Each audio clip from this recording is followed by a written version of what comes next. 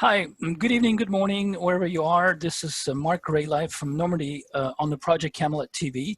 I'm hosting again tonight Wayne Bush, live from Texas. Hi, Wayne, how are you? Hi, Mark. I'm doing great. How are you doing? Good. This is our second interview, and the first one was really exciting and fascinating about this big game of life and the holographic illusion we live in, and this type of matrix world that we're imprisoned in. And you give us some clues and evidence and supporting evidence on all types of aspects of life. And tonight we're going to focus on a specific aspect of what the NDEs are about, the near-death experience. Tell us about your site and yourself for those who haven't seen the first interview first. Okay. Well, I like long walks on the beach. Oh, no, I'm just kidding. I was a computer programmer for like over 20 years, and I finally retired and got out of that rat race. Now I can pretty much dedicate myself full time to this. I guess you could call it a passion or a hobby of mine. For those who didn't hear the first interview, my website posits that life ultimately is a cosmic game or play, a divine drama that we dream. Thus, it's a simulation or illusory in nature. And we've chosen to play a role or a character in a movie or play like a reality TV show. You could call it the True Man Show. The plot of this story or drama is similar to that of many Hollywood movies. That is a villain and his henchmen have imprisoned a planet and are feeding off its inhabitants who need rescuing. The prison planet in this case is Earth, its inhabitants humans, and the villain is an extraterrestrial or interdimensional entity who has most commonly been referred to as the devil or Satan, and who we will see as the Lord of this earth and most worshipped as God. To avoid confusion with the true God, I'll refer to this false God as the demiurge, which is the term Gnostics use. And they called his minions archons, which is a Greek term which means ruler. This is because we've given away our sovereign power through consent and have allowed them to rule over us. They've been able to do this by imprisoning our souls in the physical body and keeping our consciousness at a superficially low level by bonding it to earth. And any screenwriter in Hollywood knows that every good story must have drama, most notably conflict. The part of the climax of the story is getting mankind to wake up from this lower frequency of consciousness or dream state in which we've fallen and remember and claim our true origin.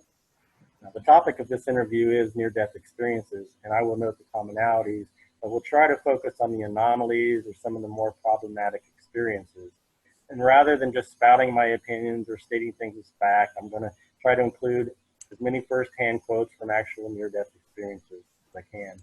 I've identified around 50 interesting categories, and I'll present a few quotes from each category, but keep in mind there are typically at least 2 or 3 dozen more quotes for each category, which all can be found on my website on the page on the light.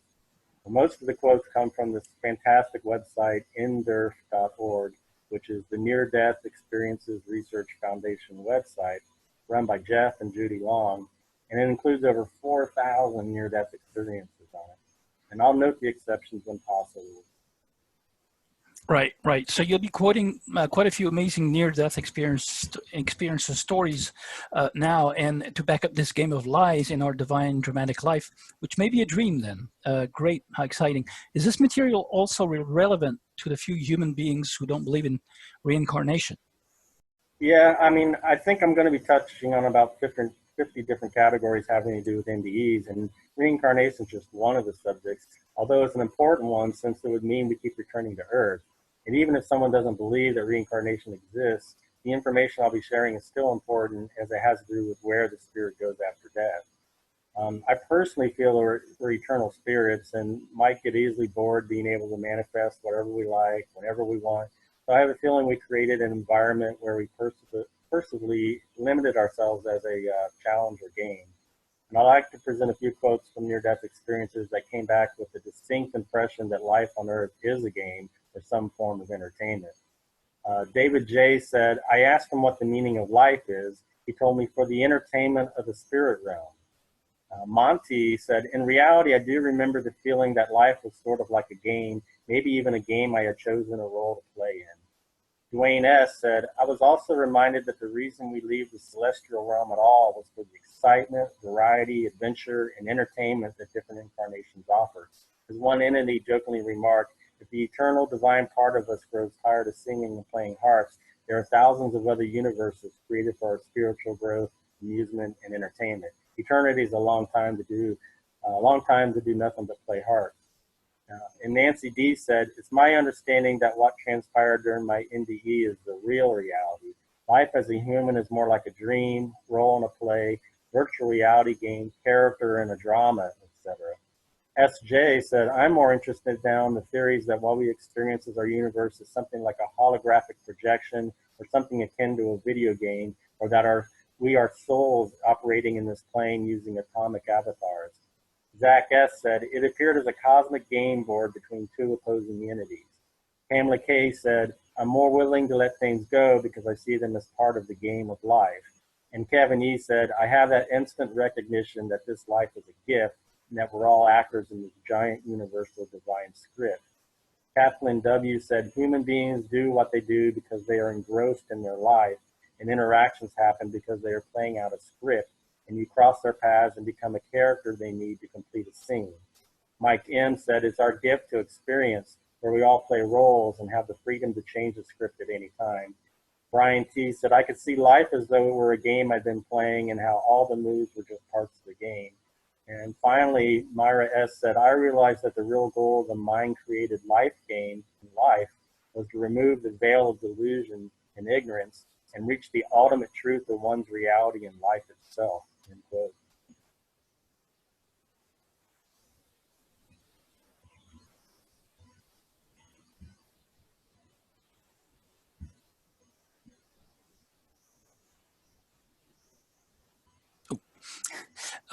Yes, sorry, I had the sound turned off. I couldn't hear you. I was about to tell you that. Some NDE experiencers show supporting evidence that we live in a virtual, fractal, holographic game, some sort of a computer game, a real matrix, right? Yes, that's right. And here are a few NDEs where this world was perceived to be a hologram or virtual reality simulation. Brian T. said, my experience was of a realm more real than this. I now believe this is an illusion, a simulation of virtual reality. Sure, it's as real as we think it is, right down to the constituents of atoms and laws of physics. It's amazing, but the picture on our TV seems real. We just understand how the pixels come to be there. Jack C. said, experience was definitely real. It was like a computer game running in the background. Arlene H. said, we are not flesh and blood, more like holograms. Romy said, I was connected to everybody in a multifaceted light web, a DNA-like hologram that was in perfect order. James H. said, I could see a green grid made of light flowing under me. Marie W. said, I was traveling through planetary systems and solar systems and things called universal grid systems.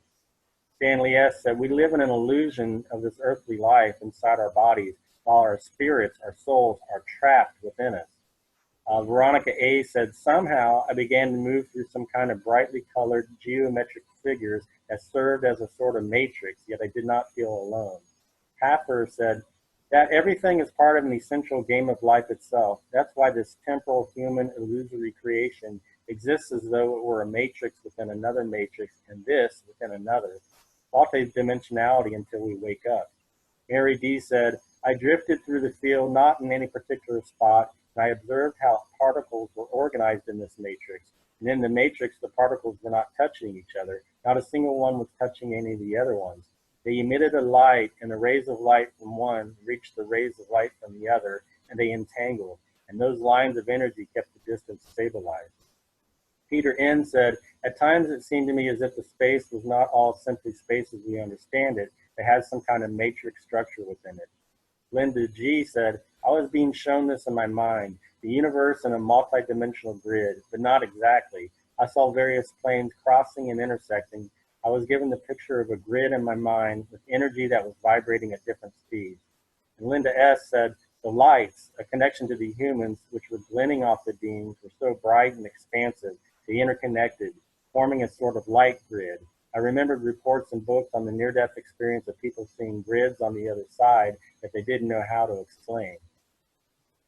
So near-death experiencers say the experience is more real than everyday normal waking consciousness. In fact, many say that this life is a dream or an illusion. Jesse N said, that's what it felt like, waking up from a dream, waking up to who I truly am, and this life was nothing but a dream.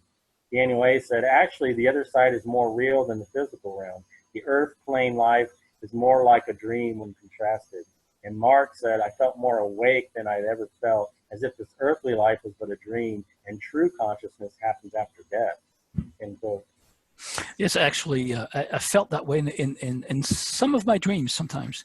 So if the real life is after this life, here we are in nothing more than a dream, right? And have NDErs, NDE experiencers described our soul? I think that's what you'll be discussing next. What have they described the soul, our soul, as being like? Yeah, the real life is after this life, and here on Earth we're about as dead as we will be, and we are the walking dead.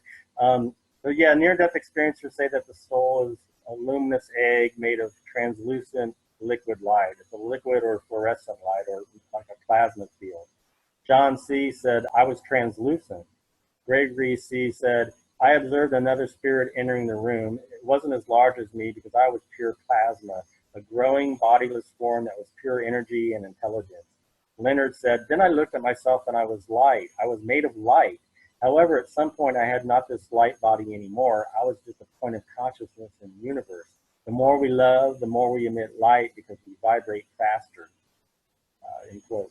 So NDEs reveal that a soul sheds its physical body and lower animal, everyday normal waking consciousness, or ego, and experiences the afterlife with the true expanded consciousness or awareness of the soul, which is described as pure consciousness. Souls experience this state of superconsciousness whether they go to the light or not. Matilda N. said, consciousness remained totally alert, linked to this luminous flow to such an extent that it dissolved in it. I was this refined, sublime consciousness. Bruce C. said, it was a totally different type of consciousness. It was without any constraints. Jeff C. said, I would no longer call it consciousness. It's a self-identity separate from consciousness, more like a super consciousness. Denise said, I realized I was pure energy, spirit, and part of a flowing consciousness while still remaining Denise. And J.H. said, it was two entirely different types of alertness and consciousness. Victor C., which was a spiritually transformative experience, said the best way that I can describe it is that the state was beyond the need for thoughts or senses. Thoughts and senses are things that, in my view, pertain to consciousness. Where I was, it was a state of pure awareness beyond consciousness, and therefore the need of thoughts or senses. End quote. Wow, they really seem to access a much higher level of consciousness, where traveling in a flash is not an issue. It's you know, their consciousness travels at any rate of speed, right? That's right. And I think at the highest level, NDEs are driven by consciousness, travels by intent, desire, or thought, and most claim they can travel instantaneously or at extremely high speeds. Dr. Jean Renee H. said travel was easy simply by desire. Pamela B. said it was an energy travel, like we set our intention and away we went. Alan M. said travel is also by thought, both into the physical and ethereal dimensions of realities. Brian Z. said, I felt that I could move at the speed of light, as if I was propelled by thought rather than body. What existed was pure will. Ann S. said, high-speed travel, gliding rather than walking, and flying. Easy transition from standing to flying as if by thought or wish. End quote. Here's an account of from Gigas, who emailed me about her experience in the void. She said, the first time I entered the black void, I was afraid. I knew I had to breathe, but there was no air there. I knew I thirsted, but there was no water there. I knew I needed to be warm, but there was no warmth there. I was afraid, and then a calm came over me. I had no need for any of that. I was a conscious form in a black void where I became aware I was a sphere of light with no sense of direction. Just the blackness and feeling released from all the pain learned in the physical realm. It was beautiful, pleasant, and I was unchained, free from everything I'd known before. I was truly free of the suffering bondage back there in the body. James E. said, I was in a void, completely black, but yet it felt endless. I saw nothing, only black, but yet I could feel there was a down, there was an up, a ledge, a wall. As I walked down the wall in the void, I felt as if it lasted forever. Once I entered the light, it seemed to last just a few moments. End quote. Mellon Thomas Benedict had an extensive NDE where he went to a light beyond the first light and also to a void. He wrote, "As I passed into the second light, I expanded beyond the first light. I found myself in a profound stillness beyond all silence. I could see or perceive forever, beyond infinity. I was in the void. I was in pre-creation before the Big Bang. I had crossed over the beginning of time, the first word, the first vibration. I was in the eye of creation. I felt as if I was touching the face of God. It was not a religious feeling. Simply I was at one with absolute life and consciousness. I can tell you this now. The void is less than nothing, yet more than everything that is. The void is absolute zero. Chaos forming all possibilities. It is absolute consciousness, much more than even universal intelligence. What mystics call the void is not a void. It is so full of energy, a different kind of energy that has created everything that we are." He says, "Where is the void? I know. The void is inside and outside everything. You, right now, even while you live, are always inside and outside the void simultaneously. You don't have to go anywhere or die to get there.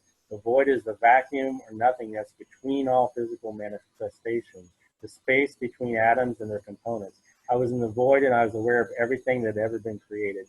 It was like I was looking out of God's eyes." Isn't it something that some humans would call maybe the 0 point energy point, in, Yeah, in time? exactly. Yeah, there's a lot of strong similarities there. I received some emails from a woman in Florida, and she wrote, "I've been reviewing your article on and off for the past year. It changed my perspective on the afterlife immensely. Last year, I had a serious accident. I was in and out of a coma for days, having spent 2 weeks in the intensive care unit. One thing I do remember is when I lost consciousness, plunging into total darkness, no bright light, no deceased family members. As the months passed by, a feeling of absolute love and peace would resonate from within me, still does. Strangers seem to be curious about me. At night, as I'm drifting off to sleep, internally my head will start to glow." She said, "I had read your article months before my accident, and so in essence, it stayed with me. As I'm lying on my hospital bed, I had momentary lucid thoughts which were not to project any expectations of angels, guides, etc. I was not going to be lied to, is why I am guessing the immersion into the void.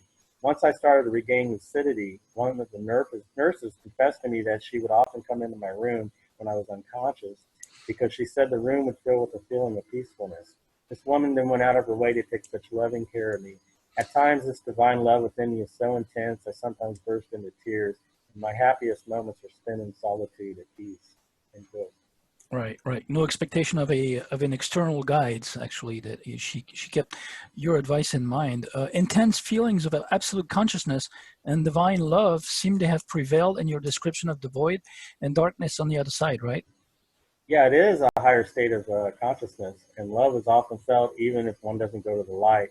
Not all void experiences were pleasant. I forget exactly how much, but I think 2/3 or 70% or so of the void experiences were pleasant.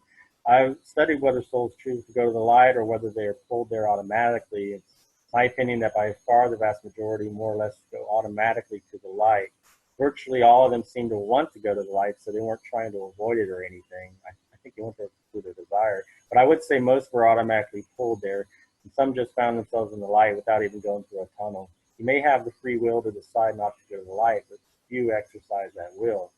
When I became, Barry L said, "When I became to desire the light, as I felt a connection of warmth or love or desiring to be closer to the light, it immediately moved and rapidly closer and began to vibrate at faster frequency. The message was simply love." Andrew S. said, "I then felt as much as I saw a light ahead, intense but not painful. I felt an overwhelming desire to go into it." Douglas H. said, "It's a very bright light that seems to absorb you into it when you reach it." Asui said, "I felt attracted as if magnetized by a light which attracts me. The closer I come to this light, the more I feel well. A feeling of peace, love, well-being, fullness. This light attracts me and I lose sight of my terrestrial body. I go towards this light which absorbs me more and more. I never felt such total well-being before in my life." Sherry A. said, "My thought was, oh, what is that? The moment I thought it, I moved forward, almost like my curiosity propelled me. The more curious I got, the faster I propelled forward, like flying. It felt incredibly freeing." Douglas H. said, "Then I became aware of something like a tunnel, and I remember feeling drawn toward it." Nan A. said, "I saw a dark tunnel and began to travel out of the top of my head and through it. I continued flowing through this expanse without control, as I felt I was being told or controlled through this process. And Danielle V said, at that moment, or maybe 1 second later, I felt myself leaving my body. I found I was in a tube and I was being sucked towards the light. I went further because I wanted to go to the light, end quote. Well, it looks like they feel drawn to the light like some sort of soul control mechanism or light technology, not much free will described there. Well, I know it seems that way from the accounts. They desire to go to the light and are attracted to it, so they're drawn there. But they want to go there, and it's not as if they're fighting against going there, but it does seem as if they're not in control. Of course, we've been conditioned here on Earth to believe we're not in control of our afterlife, and many of the NDEs are indeed NDErs are sent back to Earth against their free will, or sort of tricked into redirecting their thoughts back to Earth to a loved one that needs them. Once one has entered their domain, then one could become subject to their game and rules. There could be a soul control mechanism or light technology involved. There are reports of a city of crystal with domes and a tower, and crystals used in computers, memory, and transducers and receivers. And also the beings of light, right?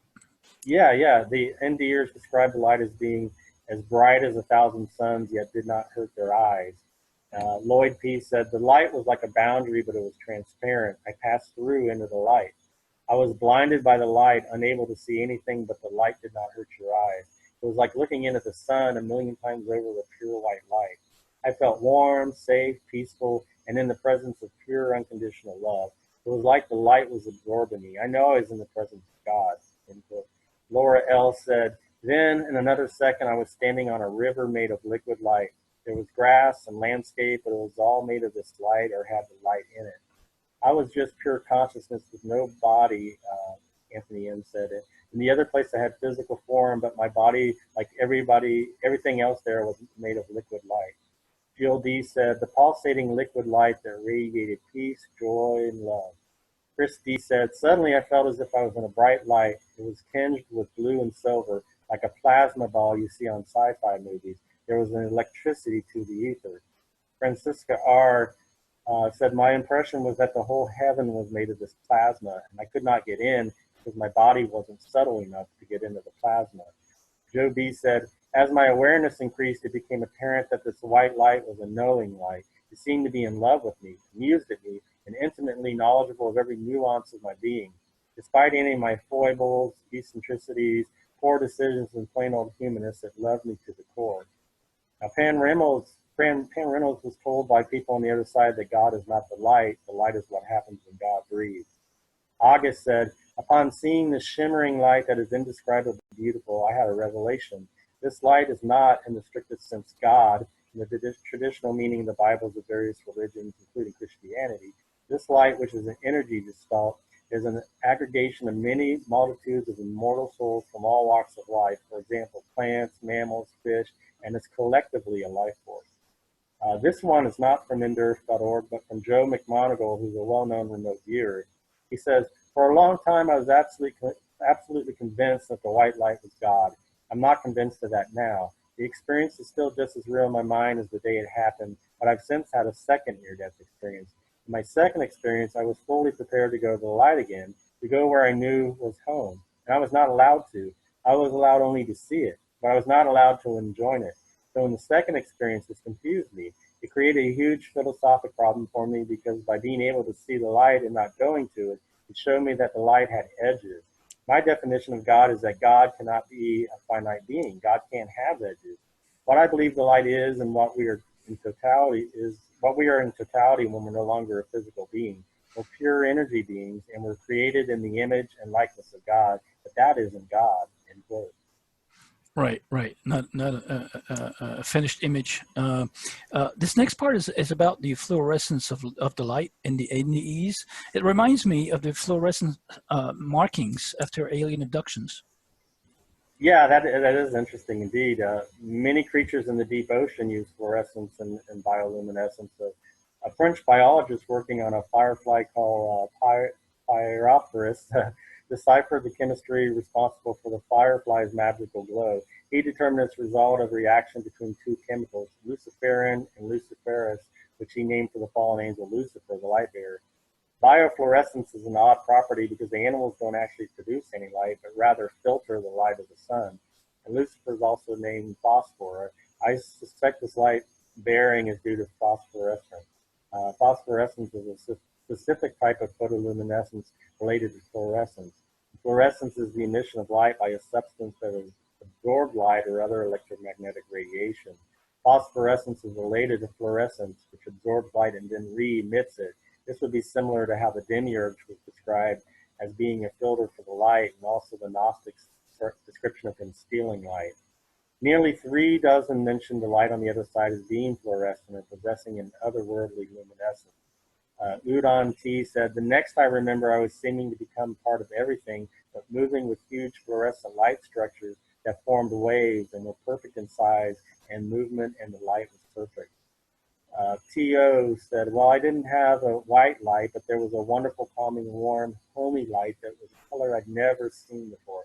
The only way I can describe it is a violet, white, blue, fluorescent type color. It was almost like a pool of color or presence that was radiating so tremendously. Tony P. said, I found myself in a tunnel illuminated by a faint, foggy light. As I went through it, I found myself at a fork in the tunnel where it split in two. I could make out a light at the very end of one of the tunnels, so that's the one I took. As I went along, I came across an identical branching of the tunnel. Having counted 450 branches and tunnels, I found myself outdoors in a forest of vibrant colors, a fluorescent green with a colossal tree in the center. Well, yeah. yeah, and they also describe cloudy, misty light, right? Yeah, I found 75 cases where the light and its surroundings were described as being cloudy or misty or having clouds and mist. This is another indication that the light is not the pure divine light, but an incoherent white light, unless there are several lights of varying intensity and purity. But Geraldine A.S. said, then as instantly as I rose, I was instantly present within something that resembled a cloud. I don't say it was a cloud, but it was bright, white, and soft. I felt the total embrace of love. Joe W. said, the next thing that happened was that I was walking in clouds. Walking in clouds like in the movie Heaven Can Wait. It was bright light. I had some feeling that I was not in my human body, but in my spiritual body. Roy S. said, those clouds that are in heaven are not the kind you see on earth. They seem to dance, those white floating clouds.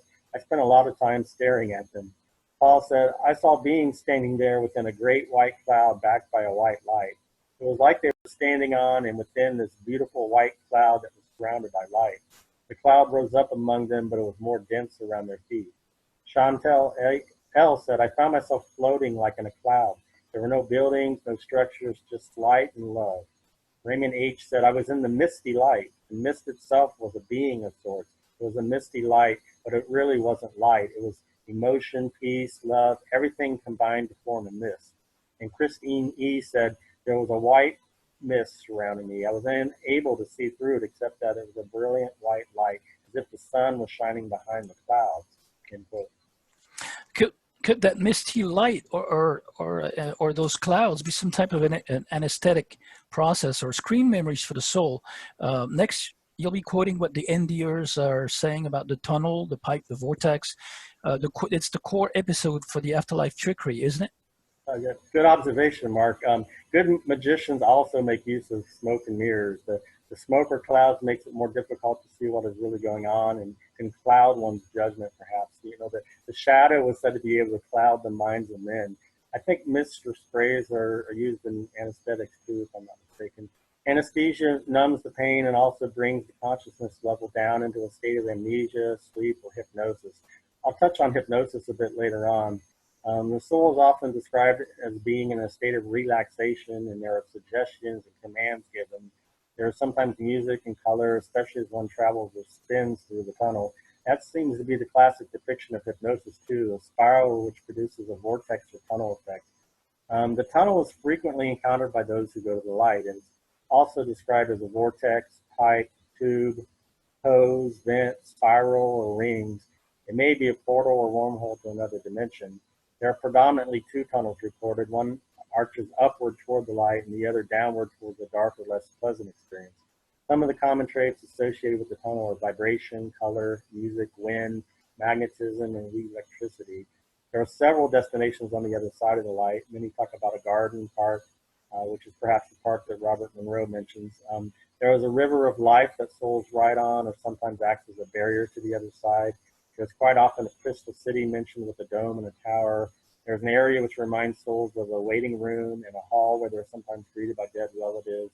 Some say the tunnel is just a matter of moving so quickly through space. What's particularly interesting is that a few experiences actually mention it being an illusion. Matt S. said, I did not go down the tunnel, but I saw outside of it in the near distance. I saw a tube projecting up at about a 45-degree angle, much like a pipe in the ground. Above it, approximately 2 mouth diameters away, were 2 very bright white lights. These lights pivoted towards the target soul ascending the tunnel and paused for a few seconds while the soul entered the light. The light would then pivot like a searchlight towards another soul and pause again while the soul entered the light. Both lights were identical and moved similar, but independently. I knew that those were souls entering the light. Martine said, I opened my eyes and saw that I was enclosed in a tube of brilliant, golden, vibrating, living light. Nan A. said, I saw a dark tunnel and began to travel out of the top of my head and through it. It seemed as if passing through a spiral tunnel, Mariana C. said. Cam said, the tunnel is an entrance and exit into the grids. This is the crossover of life. We are judged in the grid world. The tunnel goes down to its lower level, and you did not perform virtuously in this life. The tunnel goes up, go with it, you have performed virtuously. Only the grid dimension, which is the gateway. Nancy D. said, immediately I was surrounded by an earthenworks tunnel in vivid, vibrant color and detail with the proverbial light at the end. Though the tunnel was just as real as anything I've experienced on Earth, I knew that I was not in a tunnel, so I wasn't fooled by its appearance. Upon realizing that I wasn't fooled, a flood of knowings about manifesting reality inundated my mind. I realized that we all constantly manifest what we call physical reality just by virtue of our thoughts, and that the only reason we are fooled into believing it is real is because of the limitations of human senses. Jacob said, there was a vortex of white fire spiraling through space. It was a beautiful sight and looked very much like the electricity coming from a nuclear power generator. There were voices calling me to join this energy. Some voices were familiar, but most were not. I looked at the energy and said firmly, no, I want my own. No sooner had I thought it, a very slim pillar of white fire appeared at distance from the large one. I said with satisfaction, that is mine. And nuclear power is not a clean, safe energy, as most of the French people are led to believe. I just want to add that to the text, to the quotes. Right. The next topic implies memories of a wheel during NDEs, like the Wheel of Fortune, a casino-type wheel of karma game, leading to reincarnation, or rebirth, right? Yeah, it's funny you mentioned the Wheel of Fortune. I'd had that in an earlier draft, but took it out. And I also commented, my friend, that the roulette wheel or slot machine could be puns. I also think the lottery wheel is another example. I think a lot of the games and rides at fairs, circuses, and carnivals are inside jokes based on reality. Of course, there is the Ferris wheel at fairs, and the word Ferris is spelled differently, but it could perhaps even be a pun for a steel wheel that is somehow involved. A few NDErs, maybe 10 or so, remember seeing a wheel with slots or a mandala, which consists of all our souls or lives, and a sorting or placement into our next incarnation. The wheel could be similar to the tunnel, but it invokes images reminiscent of the wheel of rebirth. Wilson, who had a fear-death experience, said, the object resembled a giant water wheel lying on its side and rotating as it approached me and my vehicle. It was larger than what we think of as the world. As the object drew near to me, kind of sensation came over my person, and I knew exactly what this thing was. Not only that, I knew everything that pertained to it, what it was doing, what its business was with me, where and when I'd seen it before, why I was seeing it now, and many, many other things that I cannot now recall. I'd seen the object before I was born, and will see it again when I die. We all knew it before we were born, and we'll all see it when we die. But this information is eclipsed from us while we are alive, and that was why I was seeing it now in the experience, because I was in the process of dying in a fatal car crash. The wheel wasn't something that moved towards me through the world or through reality somehow. That was an illusion that my senses were constructing for me. The wheel was reality itself. It represented every conceivable possibility for a life or for a world that could ever be envisioned or imagined. As it approached, I became aware that what we call our world was contained within it. It was simply one of the numberless slots or paddles in the water wheel. It had always been so. My life, your life, our world, all of us, we were a part of this wheel structure, and we had always been a part of this unit of this structure. The water wheel sort of rolled across me and then across the place where my car was in the road. As it did so, I began to be hit by each of the paddles in the wheel. I understood that I was about to be subject to the process that humans approximated with the term reincarnation. This was why the wheel had come. I represented a kind of discrepancy that had to be fixed. The event, or perhaps the imminent event on the highway, had caused me to slip out of or fall between the paddles on the wheel. This structure had some kind of cosmic purpose of sorting things into their correct natural place. I was afraid and resisted being sorted, so the wheel stepped up its aggressive attempts to sort me correctly. With this came another understanding that frightened me even more. I knew that unless I soon selected one of these realities to slide back into, that the wheel would coerce the situation by deciding for me. One way or another, I would be sorted, whether I liked it or not. If I didn't choose for myself, I'd simply be fitted into place at some nearest position on the wheel, to the point where I failed to make the decision. I have no explanation for why I failed to experience any of the phenomena usually reported with the imminent death situations, like the tunnel, the light, and so on. I suspect that imminent death experiences are symbolic scenarios that flash up just as someone is entering or exiting the wheel, but before the situation has developed very far. At no stage did I see anything whatever that resembled what we humans would think of as an afterlife or spirit world or life after death realm. It's as if we are either on the outer surface of the wheel itself in one of its realized worlds, or else we are dead and we are the wheel itself. The wheel is a space where all uncreated possibility exists, but nothing completed or actual. And bear in mind that nothing was concealed from me. I was the all, and I knew the all. I certainly don't retain it or pretend to, but I knew it then. The wheel didn't seem bothered one way or the other. It didn't seem to matter to it whether I emerged again in 3 minutes' time or 3 decades' time. All it cared about was sorting me, and there was a kind of ruthlessness to this that I'll soon not forget. I found myself back on the highway in what seemed to be a very short distance back up the road, still approaching the intersection. I remember the look on that driver's face as clearly as if it were yesterday. I remember him bracing back on the wheel, but I braked as I reached the intersection, and that driver or his car was simply nowhere to be seen, end quote. Kyle L. said, I collapsed into her room under her bed. I kept having these visions. I saw the reincarnation wheel sucking me in and spitting me out like a giant magnetic ball of fire that attracted souls and shoved them into bodies, forms when they passed through. It was like a big sorting machine happening to thousands of souls at once. Steve N. said, there was a spinning white light and a throbbing noise going wob, wob, wob at intervals of about 1 second or slightly less. It consisted of white and black spirals, like a hypnotist wheel. It may have been a spinning tunnel, spinning white light like a hypnotist wheel.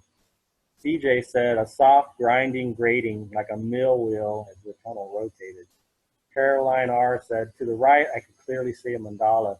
This wheel rotated very slowly, but also I had the feeling that this wheel could not be stopped, no matter what.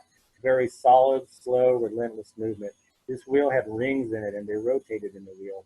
Inside this rotating wheel, I saw small black figures. They rotated with this wheel.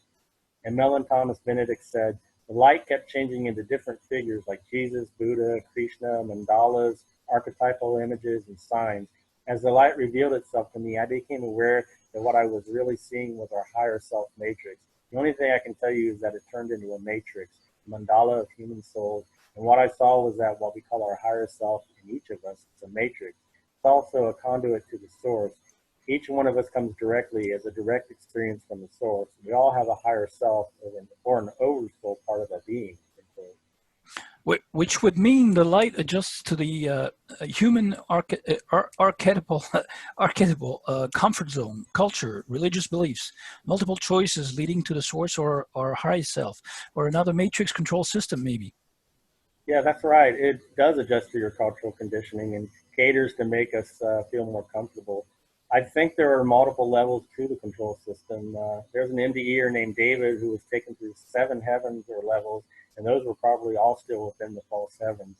I feel our true nature is a spirit, and a spirit once trapped as many lives as different souls, whose memories combined could be turned an oversoul or a higher self. That's just all the combined experiences that your spirit has had as different souls or incarnations within the false system of the demiurge. Another scenario often mentioned on the other side is a garden, park, or meadow. Jorge R. said, I instantly found myself on a pathway like in a gigantic garden. and there was light, much light all around me. I felt a peace and tranquility that I've never felt since. I was walking on the path. I could see much vegetation, plants, flowers, trees, etc. Towards the end of the walkway, one saw an enormous central light, and it was as if a superior being interrogated me and asked me what I was doing there. Francisca R. said, we were walking a bit through the meadow. It was beautiful. Somewhere further back, a sparkling little brook was meandering through the grass. This brook was the border to heaven. On the opposite side of the meadow, there was a forest. Walking here was easy for me. Nancy R. said, when I was there, a landscape of gently rolling hills surrounded me. Flower-filled, grassy meadows spread out on the hills around me. There were huge, deciduous trees in full leaf. The trees were larger and grander than any here on Earth and surrounded the meadows. So they mentioned the river, right? Yeah, near-death experiencers sometimes mention a river of life. Alan F. said, I then found myself moving rapidly far above the ground and then saw a beautiful ribbon of blue in the distance, which soon became a very broad, glassy surfaced river as I first turned and hovered over it, at which point it spoke in the same way out of the life that was within it. River of life. Wayne H. said, the wall beyond my gurney became transparent and I was shown what appeared to be a flowing river. It was silver and shimmering as it flowed. The drops in the river were each a different color, yet all flowed together as one body of water. The main body of the flow was silvery, shimmering lights with different colored drops on the flow. I used the term river of life to describe the stream. There was an understanding of complete peace, happiness, and contentment without need or want coming from the river of life. End quote. Could the river symbolize the life flow, the life stream that that is connected to the water molecule, carrying all our memories and vibrations, which is leading us to our next part, the NDEs and the vibration, the colors, the rainbow, the music, the tone, and the wind? Well, in ancient Sumer and also Greece, a river played a large part in the afterlife. In Greece, a ferryman would ferry souls along the river Styx to their destination. In near-death experiences, a river or stream, too, is often reported, and sometimes in conjunction with a meadow or garden scene. Other times it's reported as a river of energy, a river of souls, or a stream of consciousness that connects everything together.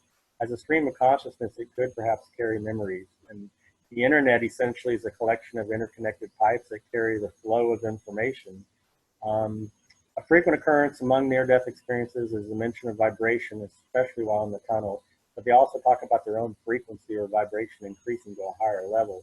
Amy C. said it was about who the person was, not what label they wore or who or what they worshipped or believed in. Your own frequency, tone, mathematical equation, and vibration says it all. You can't tinker with that. You just are who you are. She said, we were traveling upward, I suppose. My own vibration was changing. There was a big change in frequency, like I was tuning into a different radio station on a grand scale. I was out in the universe and I was giving a kind of show, end quote. A rainbow of color is often seen in the tunnel, including some colors which don't exist here on Earth. The colors are iridescent. But Ad G said, but on the internet I read a story about the Rainbow Bridge. Both the story and the depicted image of the gate corresponded to a fair amount with my own experience. Marisol S. said, it was all the colors of the rainbow in stripes, were red, yellow, green, blue, purple, etc. And I said to myself, I'm not staying here. And Rebecca J. said, then suddenly I was somewhere else. I saw the most beautiful colors like a swirling rainbow tunnel. It was so bright. I saw shadowy figures like angels. They speak about music and tone as well, right? Yeah, otherworldly music and tones. They call them beautiful music, and it's often heard in the tunnel, as well as chimes. Dr. Ralph H. said, I was staring at the ceiling with all this noise and confusion around me when I heard a distant bagpipe. There was a PA speaker that I could hear on the ceiling, and I was curious and even a little amused as to the source and reason for bagpipe music in the rooms of the intensive care unit. In fact, I first described the man that I saw as a traveler. As the music filled the room faded away, and I was standing fit and strong on the top of a small hill within a landscape of rolling hills. I was looking down the slope of the hill over a broad meadow where a small man wearing kilts was walking away from me playing bagpipes and singing. I never saw his face, and he never stopped walking. As mentioned, this happened virtually the same way 10 times. Edna said, I then went down a blue flume-like tube with a bright light at the bottom. As I was floating through this tube, I could hear snippets of conversation from my past. On exiting the tube, I was surrounded by the most wonderful music, similar to panpipes. This music was everywhere, and the feeling was so peaceful and pain-free. I asked, where am I? And was told the halls of music. Erwin V. said, after that, I went into a long, dark tunnel where I could see a small light at the end, where arms and hands came out of the wall, trying to grab me and pulling me back. I floated towards a very clear, bright light, but not blinding light, but somehow never reached it totally. During that, I heard the most heavenly music played ever. And sometimes they describe it as a windy tunnel, right? Yeah, one's often encountered in the tunnel too. Moses said, the cold continued and a very intense and dazzling yellow light appeared, along with a strong wind and a loud noise of wind. I started to enter this light tunnel. Bo B said, I was floating in a sheer blue sky. A cold wind hit my limbs. I heard the sound of the wind upon me. I was transported. My arms and legs opened up like a cross. I was flying at such a speed towards this light. At the moment, I didn't realize what happened, but it was impressive. Maybe I was in a big tunnel. Heather S. said, wind, a calm wind, and a tone. Wow, and the following shows some magnetic and electrical attraction to the light. Near-death experiencers can feel and see other beings, shapes and forms, and even motion. Yeah, it's a heightened sense of awareness where they feel things are connected. I think this has to do with the plasma, or more fluid type of medium in the astral plane. Other effects perceived in the tunnel include magnetism and electricity. And here are some comments about the magnetism. Amelia F. said, it felt like I was being dragged through a dark, wide tunnel high up, far away by some strong force like a magnetic field. Anne Cecile said, a tunnel with light which drew me on. The light was strong and drew me towards it like a magnet. Suzanne B. said, magnetic-like forces were pulling me towards this light. As I drew closer, I discerned that what I thought were rays of light were actually other beings like myself. We were being pulled toward the vibrant light at the end of the tunnel and held in a state of suspended animation. I felt like a floating sensation as the light drew towards it. The closer I got, the better I felt. And Andrew P. said, for some unknown reason, this dramatic rush toward the light causes me no concern. I have no fear of the light. I'm pulled closer and closer as if I'm drawn into the light by a gentle giant magnet. Yeah, so they're electrically attracted to the light. Yeah, here are some comments about the electricity. Chris B. said, suddenly I felt as if I was in a bright light. It was tinged with blue and silver, like a plasma ball you see in sci-fi movies. There was an electricity to the ether. There was a loud chirp, like air being blown out of a balloon. Suddenly, a white, all-encompassing light, white and bright as anything I could describe, but not painful to the eye. Bill V. said, I was not in human form. I was pure energy, and I was drawn to a huge white and golden light that seemed to encompass the whole universe. It began to draw me towards it, and as it did, it was like an experience of what people call the eye of the storm, a device that has a static electric field that when you touch the glass, the static electricity is drawn to your fingers. So telepathic mind speak and crystal structures have been experienced too during the NDEs, right? Yes, telepathic communication is one of the universal elements reported in the NDEs, and I should have mentioned that in the section on the being of light, as it is a prominent feature. A crystal city is sometimes mentioned, or crystal structures like buildings, a crystal tower and dome.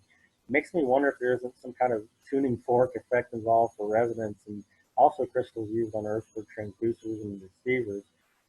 Julian D. said, it was a place, a domain that I knew right away was a transfer station, a place where beings go when moving between realms. It was like a city of crystal structures and verdant green trees and vegetation. I went into a huge beyond comprehension, perhaps dome-like structure where one would go to meet with enormous beings of light, energy, color to do the life review. Bonnie M. said, I was then shown many wondrous things of crystal light buildings, full of prisms of light as we went to another pyramid tower, and there I was shown things I'm not to speak of. Vinny B. said, to my left, about halfway across the bridge, was a large city made of light. The colors were silver blue, white, and silver. It looked like crystal light. I was getting better as we approached the end of the bridge and entered into a large white dome at the end of the bridge. I sat there as my two personal or guardian angels communicated with the others seated on the circumference of the interior of the dome. And here's an excerpt from a book on spiritism. It says, quote, high above the radiant sanctuary rose a translucent tower made of a solid, transparent substance similar to crystal.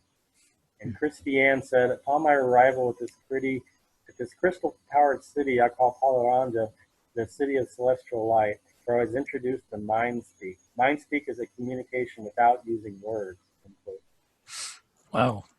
Looks like, seems like Atlantis or something. Next, the NDErs have perceived the light as God and also Jesus, angels, archangels, and guides. Yeah, the light is often said or perceived to be God, and yes, Jesus, angels, archangels, and guides are also seen. I'll give a breakdown as to how many of each are seen in just a bit.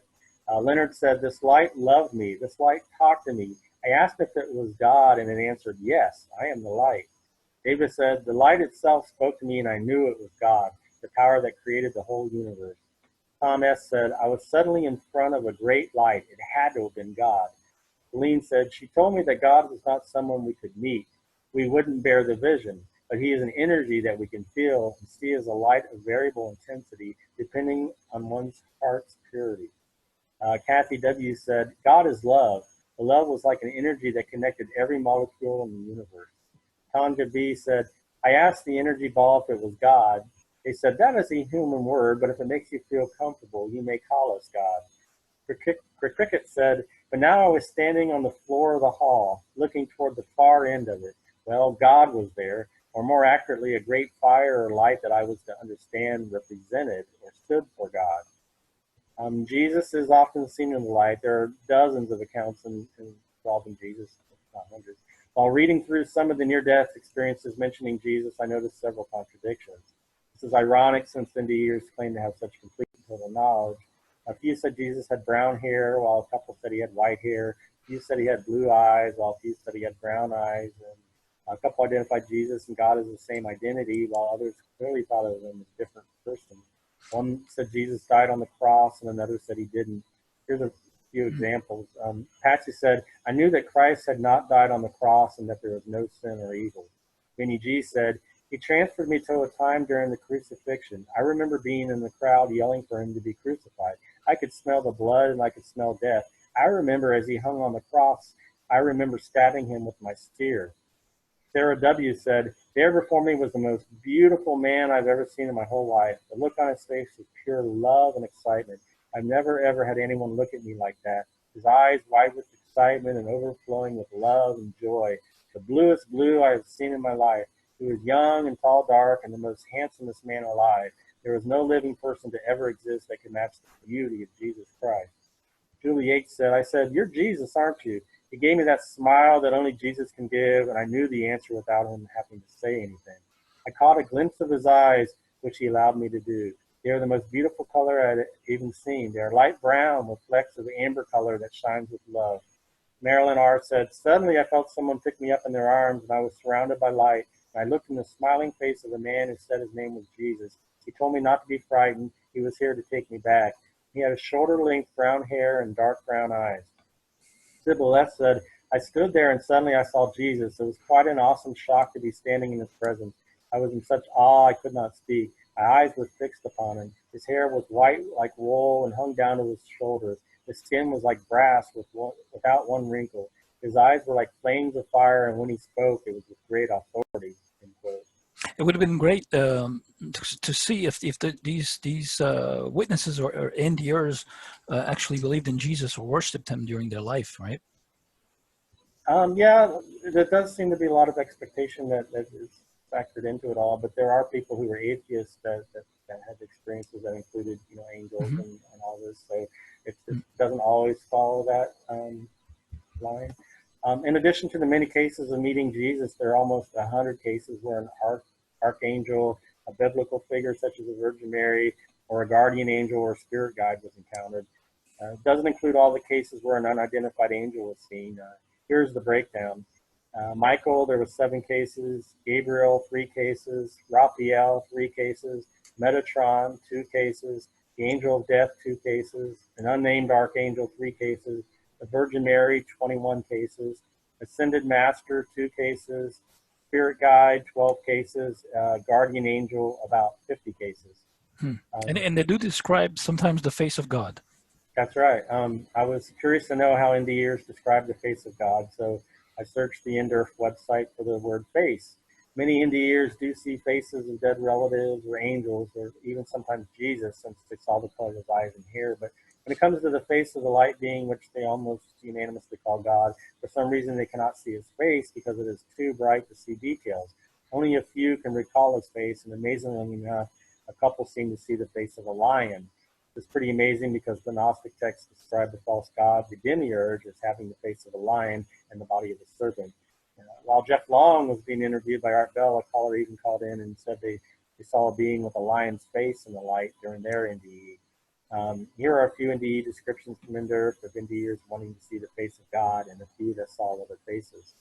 Charles said, I observed him as he was so surely to hold onto the doorknob of this particular room door as he came out backwards, and noticed his countenance having what appeared to be a long robe on, which you could clearly look through him, and the gold belt he had on, plus looking at his face, which scared the living crap out of me. He had the face of a lion. Patricia said, I looked at the throne and I was light, in the face of a bear, eagle, lion, and ram, all changing every second. When I looked to my right, I saw a dark brown man with a black pinstripe suit and a red tie. His eyes were snake eyes and blinked sideways. He had royal teeth like piranha, and he had two people with him, a woman and a man who looked similar. The tall, kind man who I knew was Jesus told me with his eyes that everything was going to be okay. John S. said, back to the pearly gates. He came to me, I said, hey man, you got wings. He smiled at me. I asked him what was pinning me and that it was really tough. He told me not to look at it, but I did for a second. I had to turn away. He was fearsome, had a few faces, some kind of lion, eagle, and such. My feeling was that it was the guard to the entrance of heaven. That caller to the Art Bell show said he was at the pearly gates. That's the lion.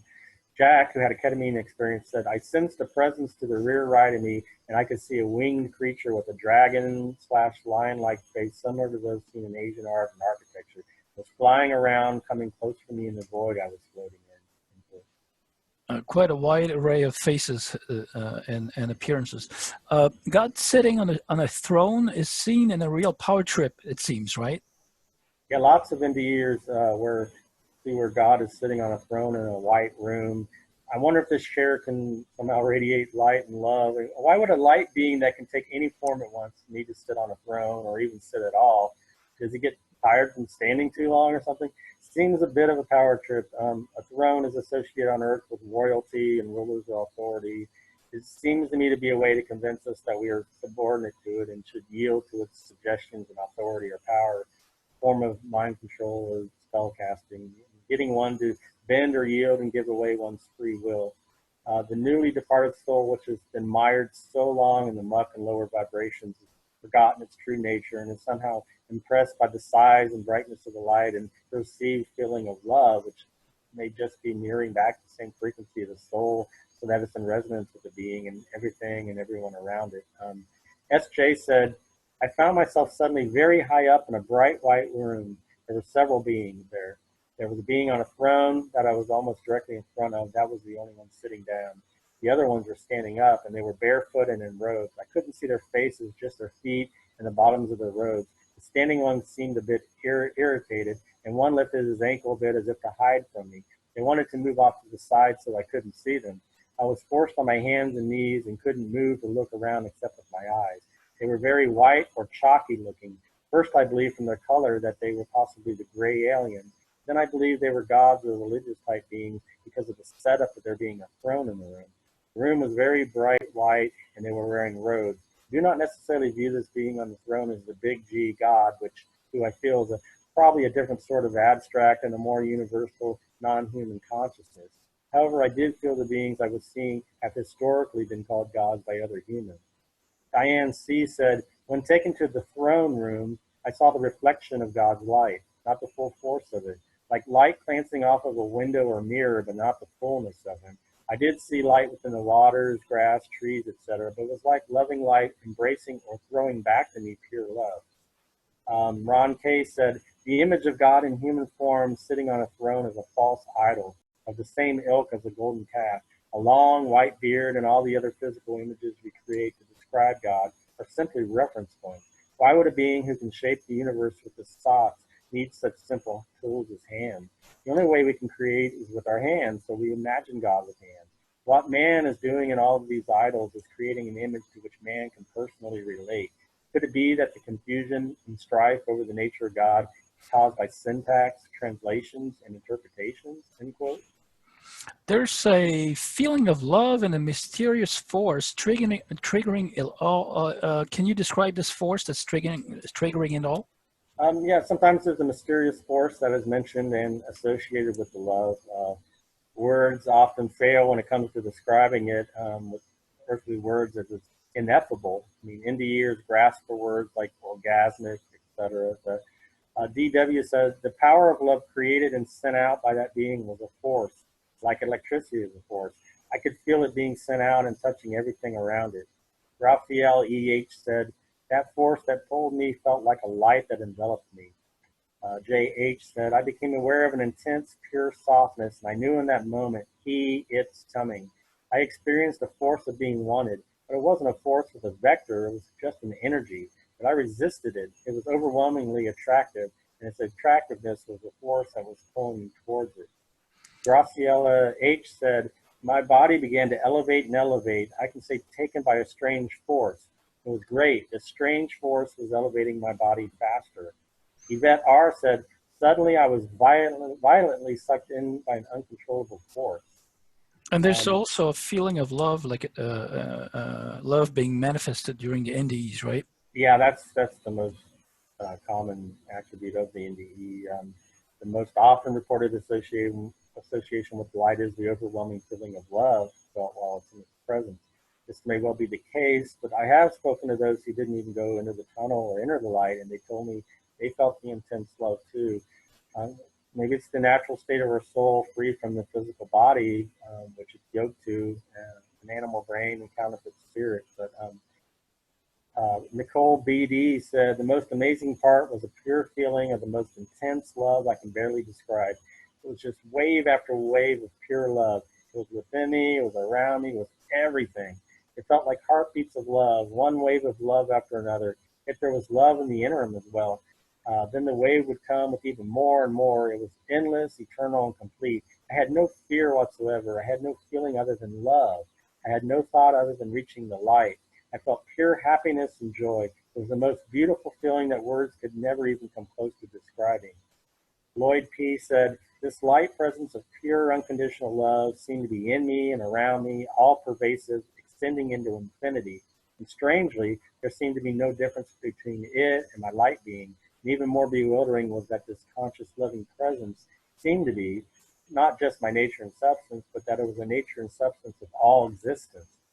SW said, from out of the corner of my left eye, I saw a spark of white light come from behind me. I turned around in the direction that the spark of light came from and saw a portal of sparkling white light and the feeling of unconditional love coming from the portal. I flew through that portal so fast as if my britches were on fire. I was home in the unconditional loving white light that renewed my spirit. End quote. Wow, portals. NDEs and suffering. It seems like pain and suffering are the major component also to the afterlife in regards to life on Earth. All this suffering is useless for learning on Earth, which is a false reality where we're being sacrificed to experience ongoing pain during our separation from the source. Is that what life is all about here? Suffering is such a central component to life on Earth, so I wanted to see what near-death experiencers said about suffering. Some imply it's necessary for learning and growing, but I'd like to think there would be a better tool for teaching souls about love. I think suffering is our soul's recognition that something is wrong and not the way it should be. Ron Kay said, the Buddha was right. Life is about suffering. While alive, we are captors, chained by the pains and pleasures of our neurons. As long as we pursue sensory pleasure, we must endure pain. Juliana D. said, I told her everything that had led me to committing suicide. She looked at me and said, God made you for a purpose. Trust me, I know this. I looked at her and said, do I really have to suffer though? Doesn't God love everyone enough to keep us from suffering so bad? She looked at me and said, God works in many ways. Trust me, I've seen it happen. She knew that she hadn't convinced me. Mark H. said, I understood that the pain and suffering I was going through was nothing more than life in this world for a greater purpose. Michael L. said, we must suffer and offer that suffering as a sacrifice to God. Charmaine, that's a pretty important quote there, Michael L. We must exactly. suffer and offer that suffering as a sacrifice to God. So God is hungry, greedy for suffering, basically. So, Yeah, I don't know what context they use the word sacrifice. Maybe it's their religious right. upbringing kicking in. But Charmaine M said, I was told why are we here and why we suffer. I was told that we all have to live out lessons on earth for our soul to grow, like being a child learning new things. We suffer to learn how to cope with things and to develop our soul. Steve B said, time and again we choose to visit a living mechanical world that was designed and created in perfect purposely for the evolution of the soul, essence, spirit energy, or whatever term you prefer. In a paradoxical sort of way, you could say that anger, hatred, greed, jealousy, as well as all other forms of human suffering were designed to exist in this world exclusively for our benefit because they do not exist back home. William T. said, when you are no longer a self, you no longer suffer. There's nothing to suffer over. When there is no voice in your head, there is no self to suffer about. Pain exists, but it's just as a detached element of reality that is impermanent as everything else. Scott W. said, she looked at me and said, we suffer for how long, for how we are being here. When we separate our being or spirit from the one truth and created a false reality, we feel pain. We separate our connection to this power. Our pain is directly proportionate to the level of separation of our spirit from here. Well, next you'll be reporting the feeling of oneness, interconnectedness in the universe and the collective soul groups, right? Yeah, a major component of the NDE seems to be a feeling of interconnectedness with everything, or oneness with the universe. Some mention being part of a collective soul.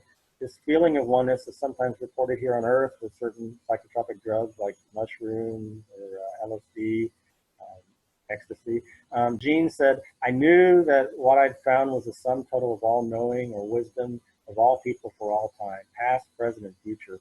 All wisdom comes from this pool of collective knowing, and all we learn goes into the pool for the use of everyone. Ryan G. said, I thought of the light more as a collective soul. NEP said, we are a collective soul group experiencing the balancing of duality. Alan D. Mick D. said, somehow over the years I've mentally downloaded into my brain and understanding much of this mysterious knowledge direct from what I call the universal superconsciousness.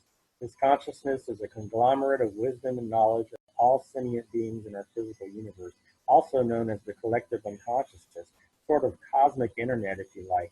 Note, it's most definitely not Almighty God, who is the only infinite and eternal one. So, JMH said, I started wondering where I was and looked outside my light pod, which had no inside or outside, but for sake of description, I will say pod.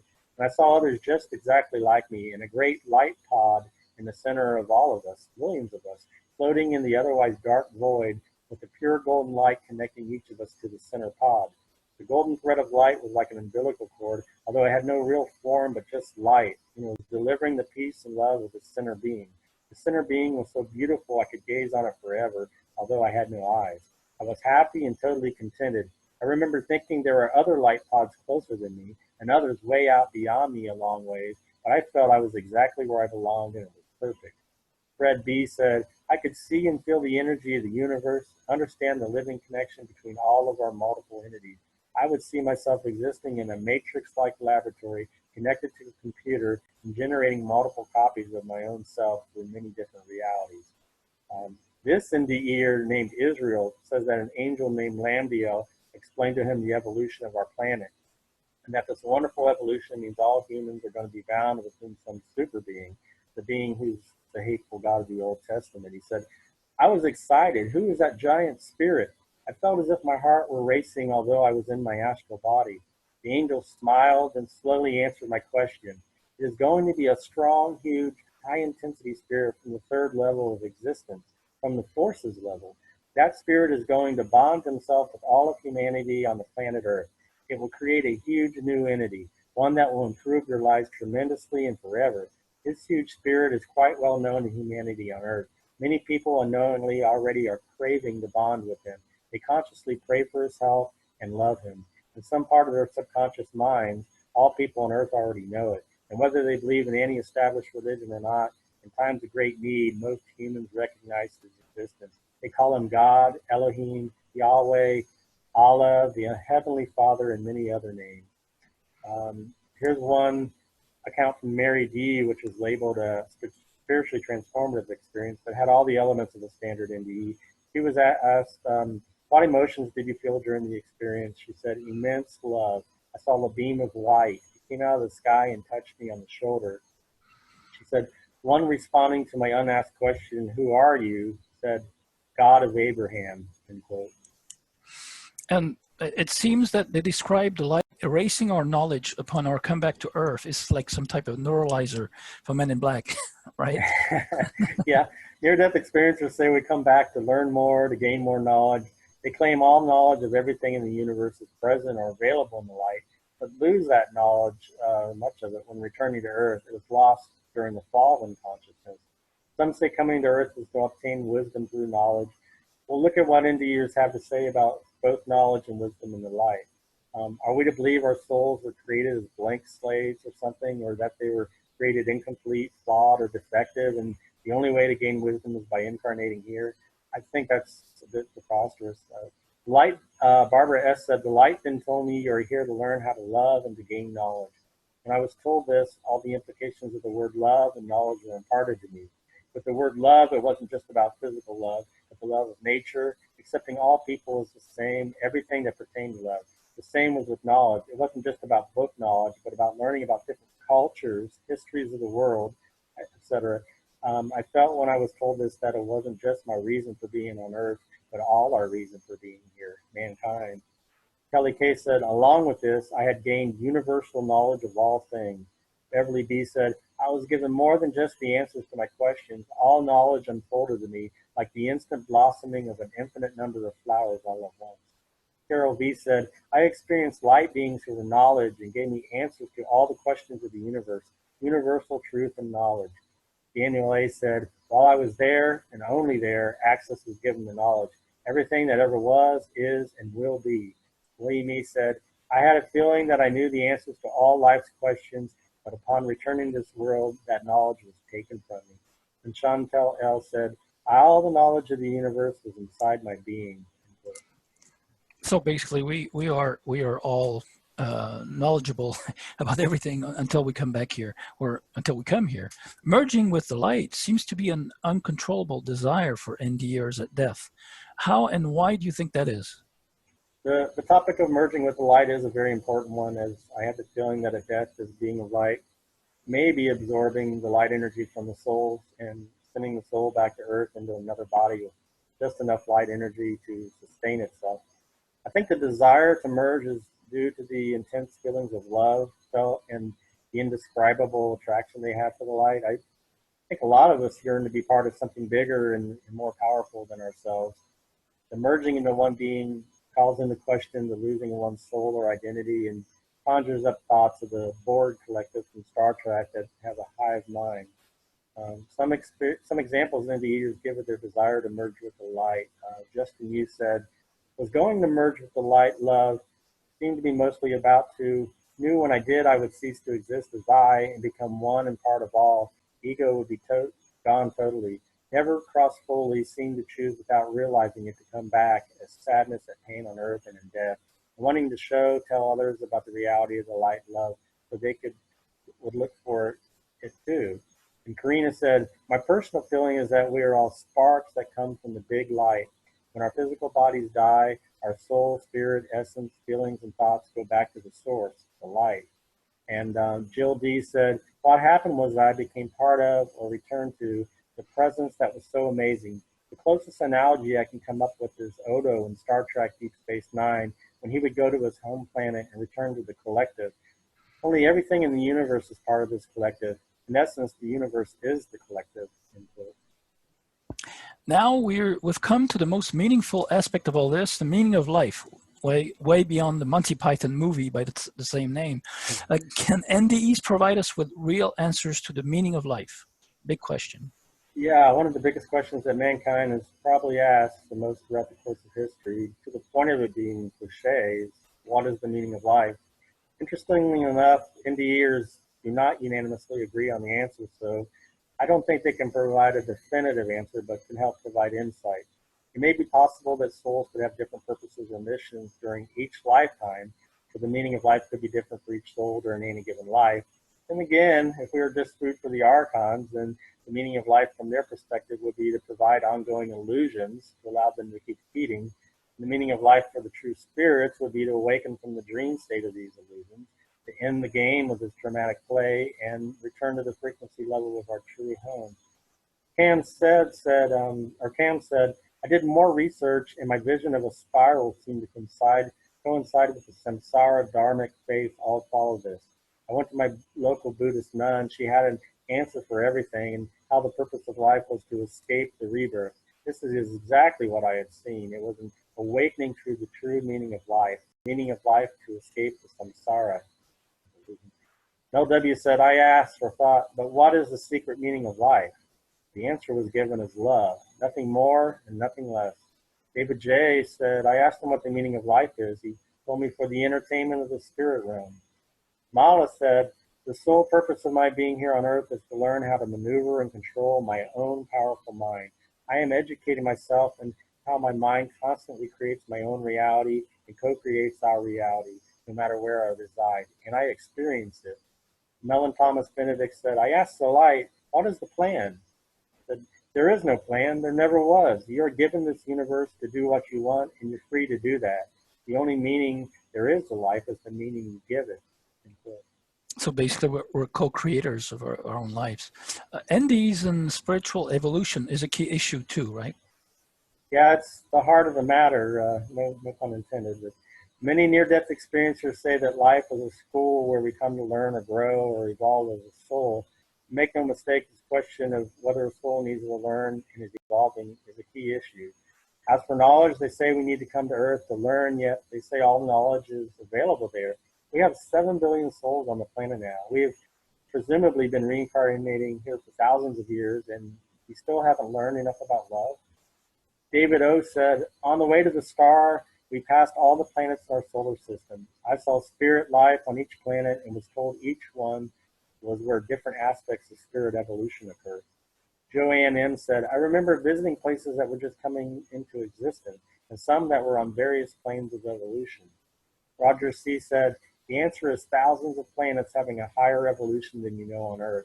My third question, are there many planets with a lower evolution than Earth? Yes, thousands too. Muriel T. said, I was also told that the Earth serves and will continue to serve as a place of evolution and consciousness. Nancy D. said, I understood at the time that living in this manner was an evolutionary stage beyond that of light beings, whose lives we would perceive to be as discrete individual beings with spiritual bodies. At this stage of awareness, there was no beingness, only a mental or conscious existence. It became excruciatingly clear to me that the whole of our universe transpires exclusively within the mind of Source. There is only one being in our universe, Source. All things that we perceive as physical reality are really thoughts manifested by Source within its own energy field. And most importantly, none of it ever leaves the Source. So I intimately experienced the knowing that I'm literally part of Source's thoughts, and the illusion that I am separate from it is a gift from Source to itself in order that Source might fully explore its own personality and creativity. Second, my level of consciousness continued to evolve through higher and more expansive levels until I was about to fully merge into Source/God. At that point, I felt as though I had the same level of consciousness as Source/God, which is the level of awareness, vibration necessary in order to merge directly into it. I did, however, evolve through numerous levels of awareness/consciousness, beingness, until I was no longer a being at all. B. said, in a mechanical world built to change, which is part of the design for the evolution of experience, a world consumed with growing hatred and violence, one that may seem void of love, at the conclusion of our experience, our true home awaits. Trisha S. said, there wasn't anything specific, simply the knowledge that I was trying to move on to the next step of evolution for my soul. Myra S. said, in each new lifetime, as the soul makes spiritual progress, its vibrational frequency gets tuned to a faster, higher, and finer level, depending upon its degree of evolution. The transformation continues until the frequency level is fine-tuned to such a degree that it connects with the frequency of the cosmos itself, which then allows it to gain entry into cosmic consciousness, one's true self, which is eternal bliss, otherwise known as Ananda. David A. said, it is far more likely that God is more like the board from Star Trek and that there is a collective consciousness, but energy beings that, when free of limiting physical constraints, are able to unite and become a part of the whole, as would a drop of water into the ocean. As energy, its properties would be consistent throughout the whole, as would its consciousness and knowledge. All the experiences of all the entities would be combined in a pool of knowledge that would be akin to one mind, one being instantaneously. For God to be a single being would be like saying that the ocean is a single molecule of water, or that we're made up of a single cell instead of billions. Each of our cells contain the memory of who we are, and thus is able to reproduce, to grow, and maintain our bodies. It is not a far stretch of the imagination to say that God, as a collection of entities, also reproduces entities like we do ourselves. Therefore, we can deduce that God is growing and evolving. Likewise, destructive cells such as cancer would be consistent with the opposite of God, the devil, and that negative energy is harmful and destructive. This commonality is part of the model of the nature of the universe.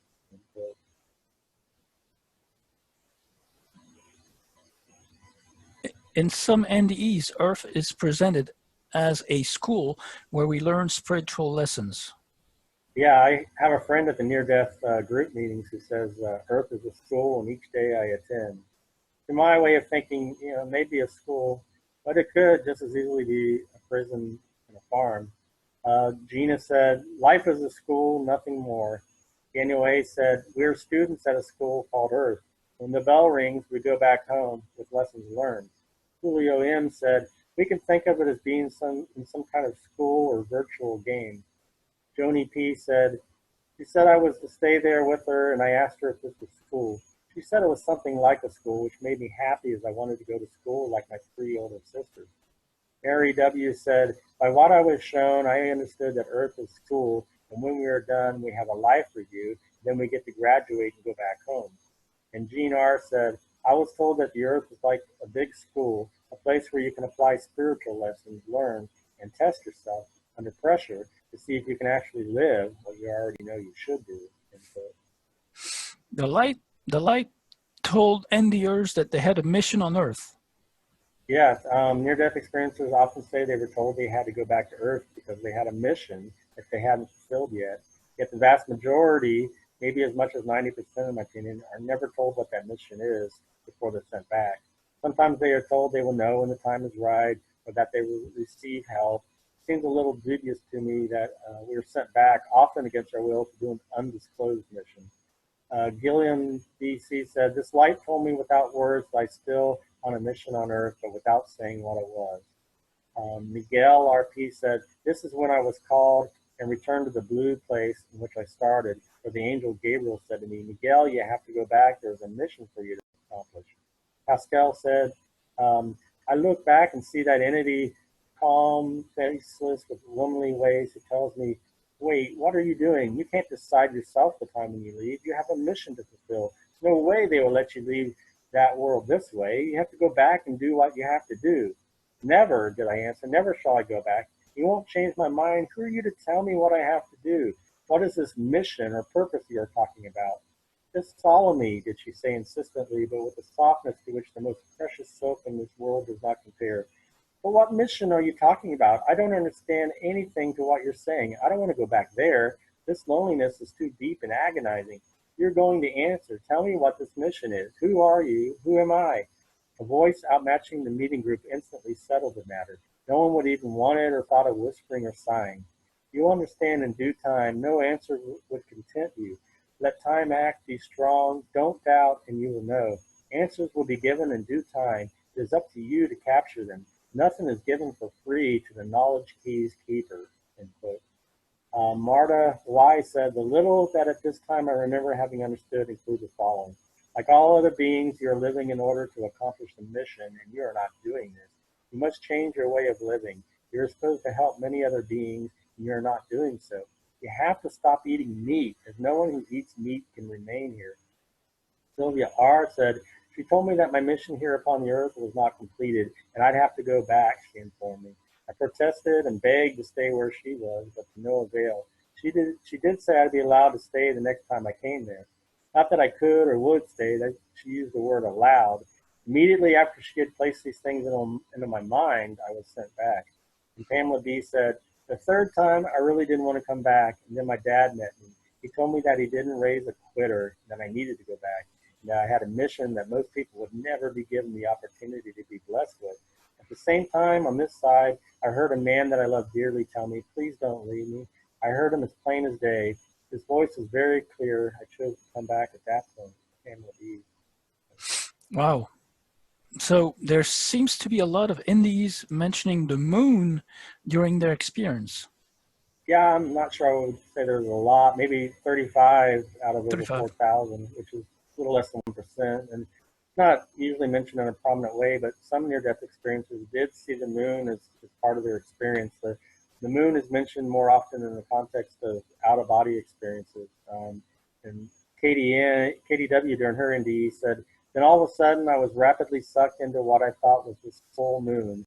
That night, the moon was a sliver, so this was the light that NDErs talk about. Ron A. said, I believe this was God, our creator of the universe, highest power. As I took a look around, I saw a bright light. It was the moon. The sun was reflecting light off the moon's surface. We were in space, equal distance to the moon on the right side. Do not think this was heaven's final destination. I think it was a greeting area to receive us when we crossed over. These next few experiences are from oberf.org, which contains over 3,000 out-of-body experiences. Luke B. said, I was in the moon and I went into a dark tunnel like I was in a rock, a little larger than my shoulders. I didn't feel gravity anymore. Joe W. said, I'm out of my body.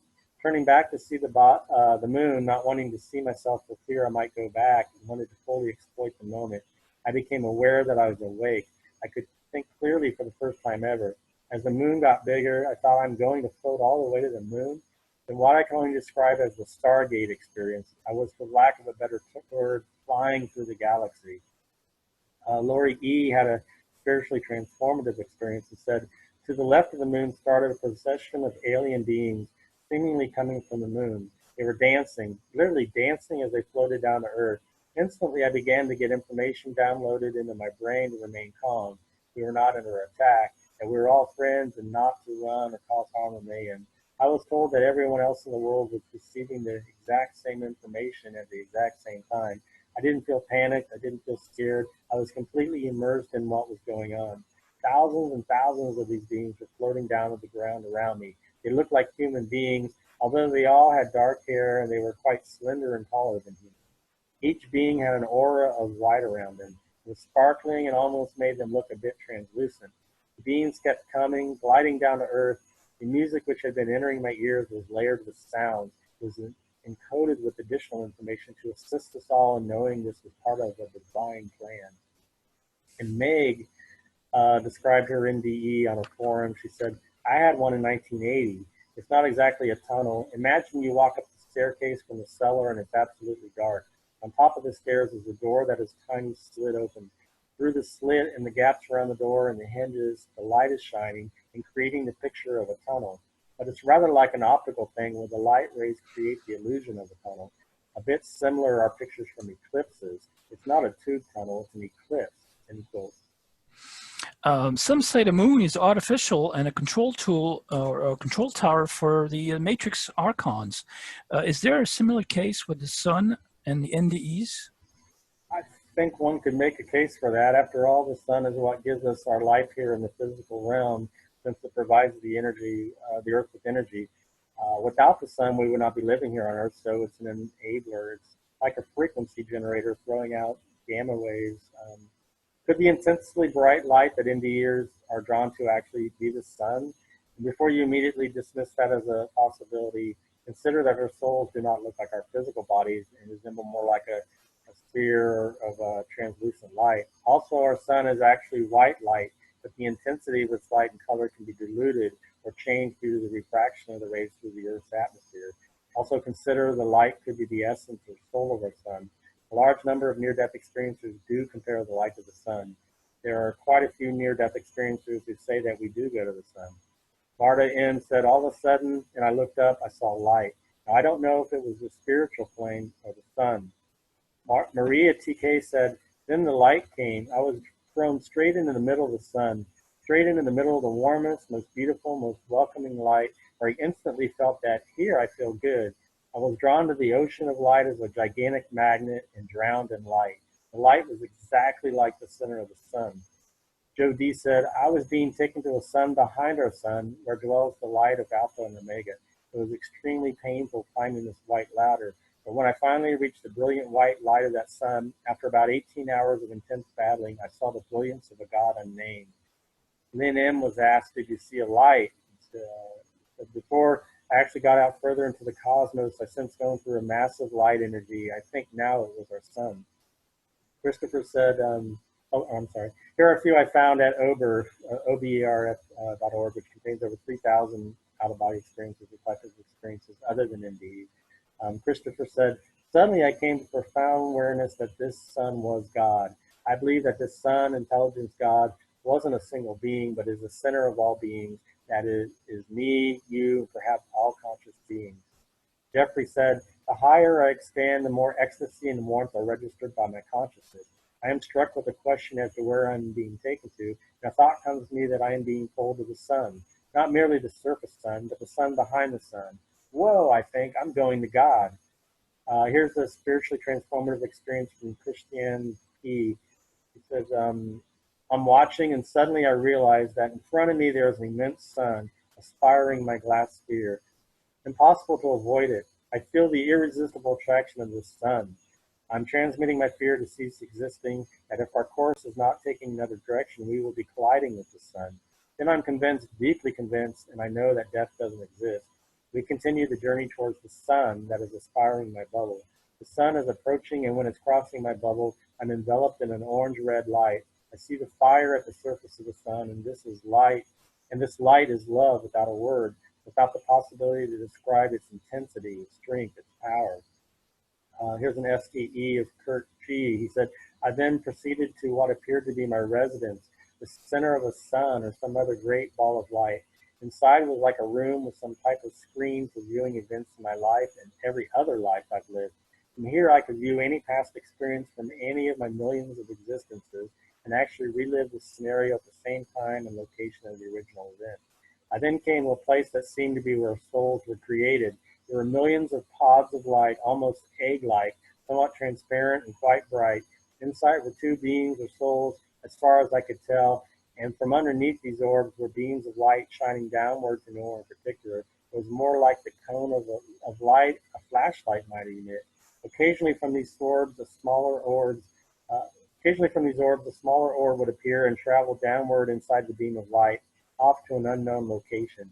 I knew this to be new souls being born. Scott T. had an out-of-body experience and said, quite simply, while one is floating, surrounding in the darkness and volume of space, the NDE reports of seeking the light, or I follow the light, seemed as appropriate a thing to try as any. So from space, there is one very big light to draw your attention, the sun. Now, technically, the sun is physically a gravitational ball of rawing nuclear fusion of no apparent intelligence, or should be at least.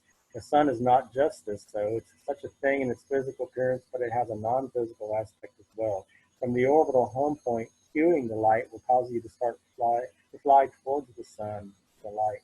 From this non-physical limitation-free perspective, you rapidly exceed the speed of the physical light, at which point something remarkable occurs. The sun and the physics, including time, of the physical universe recedes. The sun becomes an enormous tunnel of streaming light surrounded in nebulous clouds. Because at the end of a biological life event, the non-physical intelligent packet returns to the source via a streaming tunnel of light from which it originated. This tunnel works like a two-way connection feed from the source to the multiverse, and is the same tunnel described in the NDE events. These experiences also describe tunneling effects caused by super fast velocities attained during the motion of passage to the source, end quote. And I received this in an email from GD. It said, I broke through to the light, that loving and whole white light. It's above the sun. It's parent of our sun. Its name is Sirius. Instead, people are worshiping the sun, which is a taker. I believe sun is hell and holy evil. It's the evil eye. Everything is inverted. Saturn is just a huge router. So even Dolores Cannon mentioned memories from her, one of her patients, I think, in one of her latest books before she passed away, that we were children of the sun, or we were coming from the sun, right?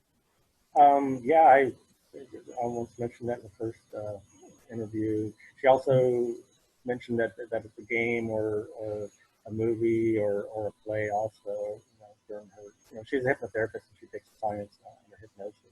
Right, right. Yeah, she did mention that. This is the part where that will specifically resonate to the listeners who have been following me via the Project Camelot TV or my UFO events. NDEs and ETs and aliens.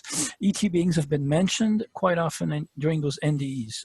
I have hosted a few contactees who have been NDE near-death experiencers as well. David Armstrong, who became a healer, Cassandra Von Zandt, a channeler, Ray Hernandez, who became obsessed with NDEs after his dog's NDE and healing experience by contact with a UFO, and several abductees cases I've studied, etc. So NDEs and aliens.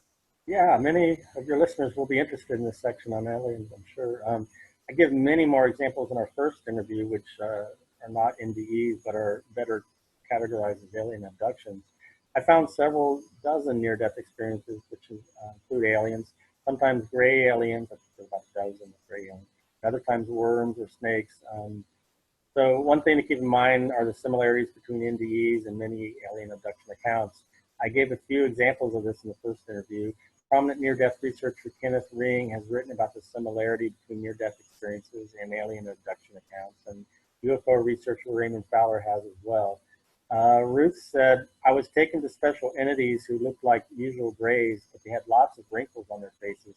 They called themselves the Council and said they were part of a group called Soul Recyclers, helping souls to reincarnate. Now, these are near-death experiences. As Jay said, I found myself very high up in a bright white room. There were several beings there. They were very white or chalky looking. At first, I believed from their color that they were possibly the gray aliens.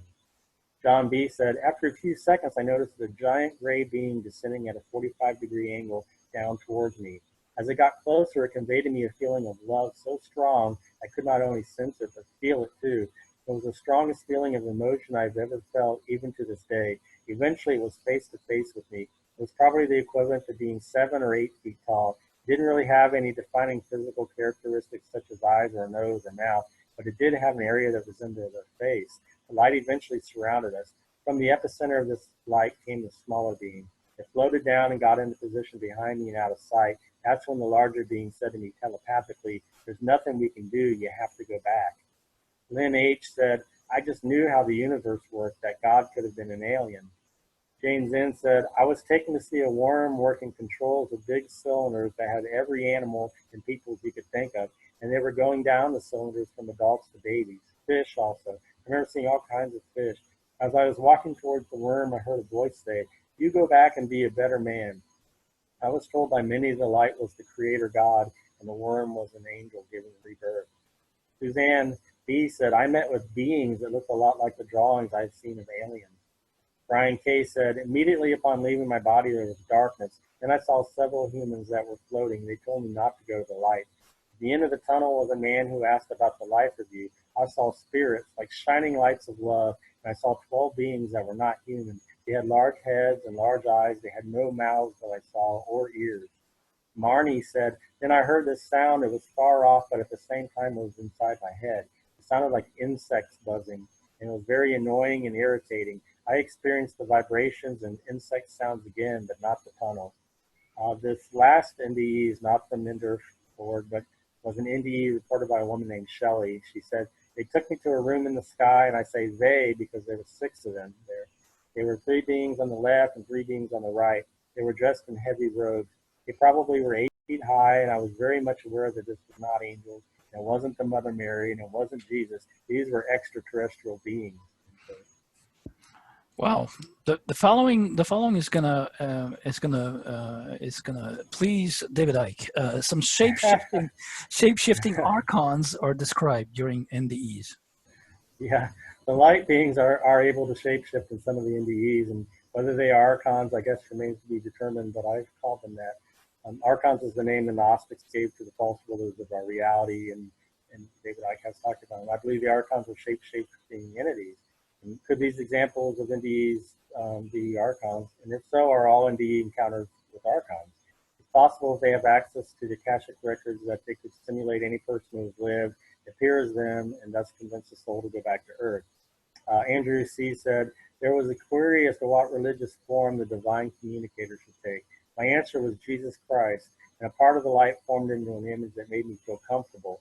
An inquiry to me as to which religious symbolic form I wanted the presence to appear in. A few options, then my image of Jesus Christ in a blue robe appeared. Kathy B. said, so the thoughts came into my head, what kind of form or shape would make me most comfortable? What do you mean? I thought back. Some required me to take the shape of a wise old man, others a woman, and still others an animal, all of different races, ages, sizes, or species. What about you? I thought without hesitation, human. With that, the light began to simultaneously separate into amazing rays of color and intensify into a more solid form. Robert B. said, I saw the light approach. I was enveloped by the light and an entity that was preparing me for what I call my interview with the Supreme Being later in the light. This first being appeared to be the Virgin Mary. Only after asking, are you truly the Virgin Mary? It instantly manifested true identity. I was nearly paralyzed with fear until asking again, please, what has happened to me? What is going on here? He said, I was later told that I was there for 7 years and that each person would see only what they could understand when they came to see her. Some would see her as Jesus, some their fathers or moms, every imaginable deity as well. Nancy L. said, God has a male voice that was rather multidimensional, like surround sound. I don't think God has a gender, but God can choose how to appear to me. Hugo said, they seek you as if they were a good spirit, but they are not, because when they arrive near you, they assume a shape that is frightening. Tunnel without end, and in the distance it seems to be a blue light calling you for the good. But when you accept death, it controls you through your eyes. When they are near you, the tunnel becomes a sparkling red. Pico M said, I examined the ditch carefully, then as I looked onto the other side of the ditch, that's when shapes started to take form. I saw these black creatures that could shape shift from small to large and vice versa. This example is not from Mender, but is from Howard Storm's book, My Descent into Death. They told him, we can appear to you in human form if you wish, or in any form you want, so you'll be comfortable with us. He said, no, you're more beautiful than anything I've ever seen. Wow. And some shadow beings and shadow people have been described in near-death experiences as well. Yeah, there are a fair number of near-death experiences where shadowy figures or shadow beings are seen. Some of these were the Grim Reaper, others were hooded beings. Sometimes the hooded beings wore robes like monks. August said, T.O. said, before I was presented with the light presence, I first went through a period of seeing and feeling several strange shadows, kind of wrapping themselves around me and over me, suffocating almost, for I suspected that these shadow beings may have meant that I would not be able to go to God. August said, an unseen force in the form of a shadow very powerfully and swiftly pulled me back through blurred darkness to my body. Don Kay said, as he performed his healing ritual, I could see my cancer fighting him. They were these black things that looked a lot like squids with single sharp black fangs on the end of each tentacle. He was pulling them out of my tissue. Later on, he told me they were this black greasy substance. Then, as days went by, I started noticing a dark, shadowy thing down a lone alley or tunnel. I didn't know what it was at first. Then, as it came closer, the more selfish I felt. It was my ego. Trevor O. said, as I came to that conclusion, several hooded beings of an ethereal-looking, faded sepia color appeared. There were at least 3 or 4 of them on my left side, and I believe the same amount on my right. The beings stood around me, paused a bit, and then began to lift me up into a tunnel of light. Wow, pretty freaky. Yeah. Do near-death experiences explain that reincarnation is a recycling process of souls? I'd imagine most NDErs would say that reincarnation is for the purpose of learning and evolving. There are a few, however, who do mention it as a recycling process. Many near-death experiences do recall having living multiple lives. This concept ties into reincarnation and the notion that we need to come here until we've learned enough lessons to graduate. Of course, it could also be that the entities are just feeding off our energy and convincing us we need to come back. Ruth said, I was taken to special entities who looked like the usual grays, but they had lots of wrinkles on their faces. They called themselves the council and said they were part of a group called soul recyclers, helping souls to reincarnate. Alec B. said, this experience just continued to help me follow my Hindu beliefs of reincarnation. All is recycled: water, oxygen, nitrogen, and souls. Pamela M. said, I felt alive on so many levels. and like I was about to recycle, so to speak. Donna said, I was aware that I had had lives previously and that there was sort of a script or outline of my life telling me how long I was to live. Rebecca N. said, she believes we have many lives that were recycled. And Sandra J. said, I don't believe in God at all, but I do believe in an afterlife, a recycled life. From those NDErs accounts, coming back to Earth is something that's forced upon them, against their free will, it seems. At least half of the experiencers say they were forced to come back against their will, and probably half of those who chose to come back were persuaded into choosing to do so after seeing images of their loved ones needing them, thus they have an attachment. The light also tells them they have a mission to perform first, or even ask them to do it as a favor. In many cases, the spirit's thoughts are redirected to Earth and off they go. Here's some examples. Rena P. said, up to this day, I can't recall if after looking downwards, the decision to return was completely mine or forced to me by an inside voice that didn't belong. Barbara G. said, it was like being paroled from hell and then being forced to return. Geraldine said, it was not my choice. I was forced to go back. I did not want to. It was made by that main light source. Stephen R. said, they asked me if I wanted to stay with them or if I wanted to come back to Earth. Because everything there was so overwhelmingly wonderful and beautiful, I asked to stay with them. It wasn't until years later, after I realized what happened to me had a name, near-death experience, and that what happened to me was real, not a dream, and I remembered then that they sent me back against my will. And I was really mad. Why did they make me come back when I wanted to stay? I felt controlled. Why did they ask me if the decision wasn't really mine? Oh, I was so mad, Stephen R. said. So notice in this account here of Miguel R.P., how many different tactics and forms are used to convince the NDER to come back to Earth. He said, this is when I was called and returned to the blue place in which I started, for the angel Gabriel said to me, Miguel, you have to go back. There is a mission for you to accomplish. I said to him, no, brother, I'm not going back. I'm here now, and I'm not about to move from here. I'm not leaving. He said, I have a wife and children.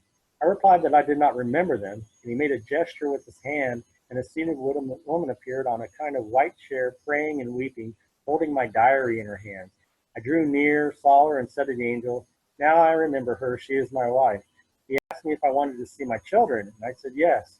With another gesture of his hands, he took me to a really poor district with unpaved streets and mud. I was taken near a bus stop where there were gray concrete storm drains. We came to a house under construction or unfinished. The floor was of earth, the walls had no covering, the bath also half finished, and on the patio there were two children playing, covered in mud. Following another gesture, I approached them and could see that, yes, I recognized them, they were my children. The angel said, you have to go back, to which I replied, no way, now that I'm here, I'm not going back there.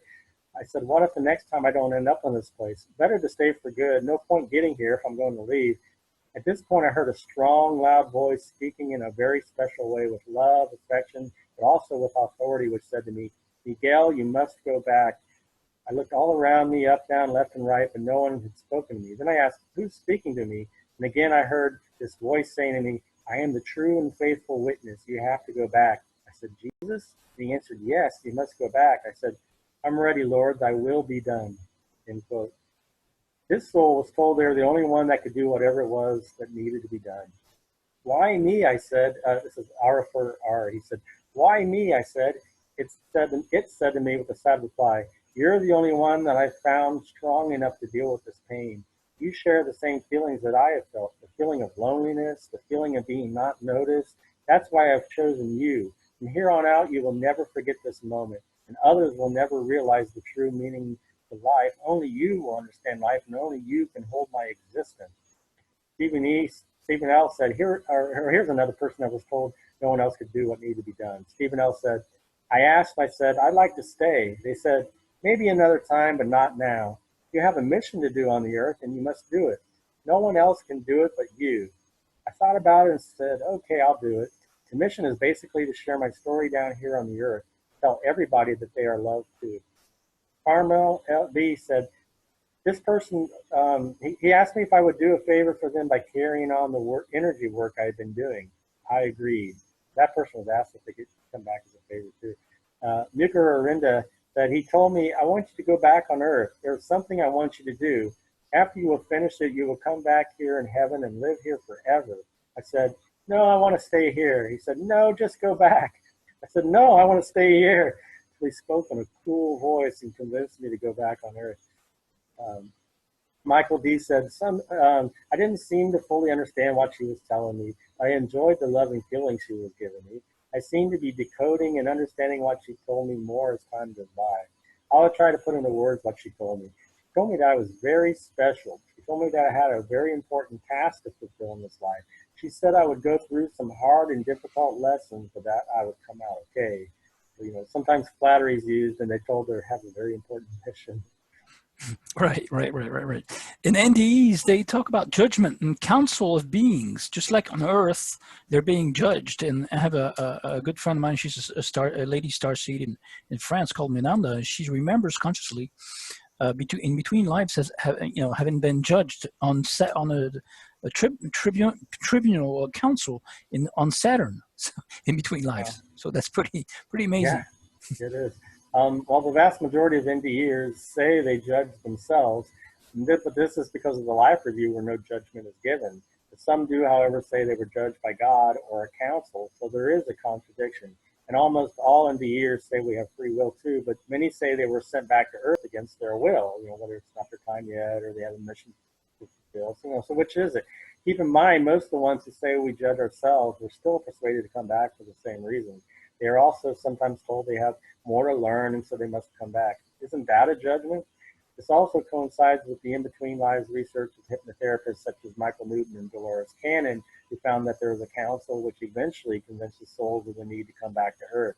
At any rate, here are some near-death experiencers who said they were judged. Philip S. said, there was a royal figure who decided without my consent if I could stay with them or not. Patrice P. said, God judges us all. God chooses where we go. I had no choice in the matter. I was sent back. Attila P. said, I moved so I could quickly get to the light, but before I made to the door, one of the sentinels grabbed me and held me fast. The doors closed. Next, I found myself in some kind of courtroom. Before me sat an unbelievably stern, all-powerful, yet very kind judge, absolutely incorruptible. The judge thought for a while and said, but you have a mission.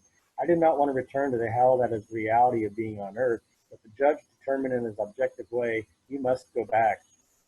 Gail A. said, then came a judgment of sorts where I was judged on the things I had done and the things I would do in my future life. This upset me as I felt it was mean to punish or judge me for things I hadn't done yet. I wasn't judged on big things, more small instances of intent. Then I was told that I had to go back, which didn't make me happy at all, as I knew that being alive would hurt. Every aspect of living would hurt. I thought of going back into a wet, disgusting body repulsed me. I couldn't believe I had to wear my body again, as it felt like wearing an old, disgusting coat that belonged to someone else.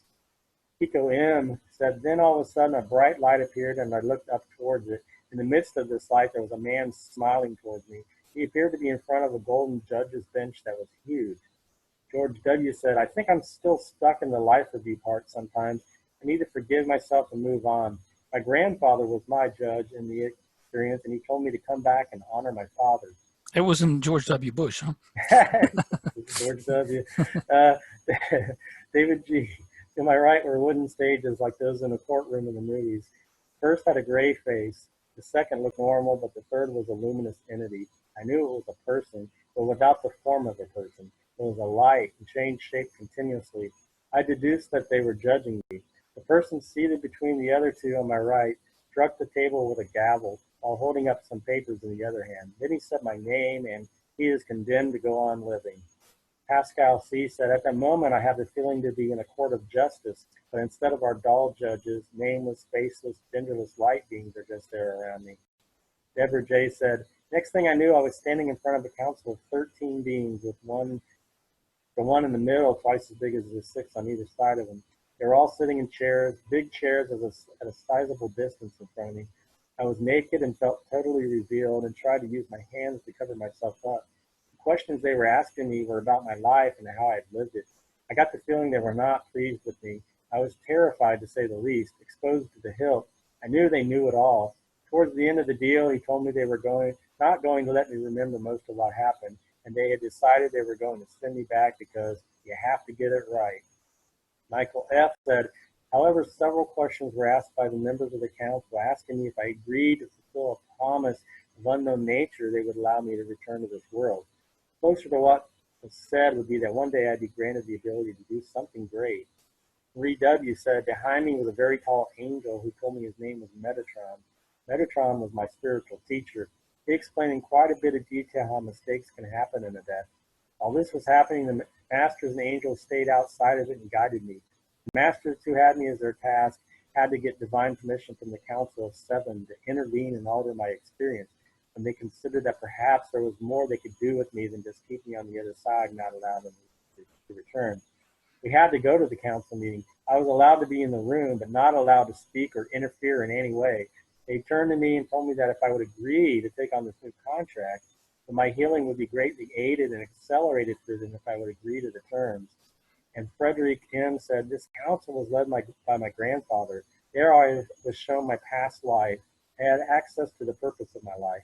This council was organized only with the goal to come back to Earth. Then they started to show me the life of my children without me, and they showed me the life that I would be living when coming back to Earth. My children would be happier. They give them all kinds of reasons to come back. Yeah. It seems like you just described the false guides and artificial councils, various ascended masters or real fallen angels. I don't know whichever. NDEs show us there are soul contracts as well, right?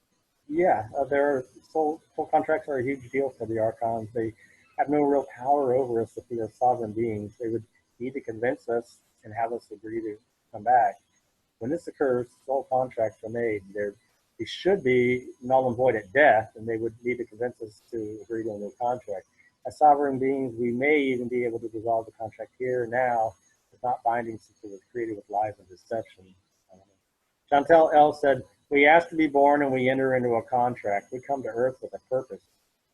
Rachel E. said, yes, life can only exist if there's death. Without death, there can be no life. So we enter a contract with God. And the terms and conditions include difficulties, challenges, and definite hardships. That is the experience we all signed up for. Matt S. said, I was made aware that there were things that I had contracted to do that were still undone. Confirmation to me of reincarnation and contract incarnation. And then the man who I interviewed who experienced a demiurge, she said, imagine if you were a computer programmer and they have statements called if, then, else statements. Imagine that if there's this one plan they showed you, and if you do all of this, everything you dream of will come true. It'll be more or less painless. You'll walk through life and you'll be, the savior of the world, and yet you get to be the hero, No percentages, but what I saw was there were branches that went off to either side. If this happens, then this happens. And the if and then and then and then and then and then. Yeah, but I was looking at the thens. I'm going to do the thens, and then everything's going to work out great. End quote. Right.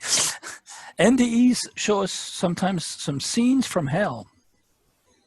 Yeah, I've heard as many as one of every 7 near-death experiences contain negative imagery or hellish depictions.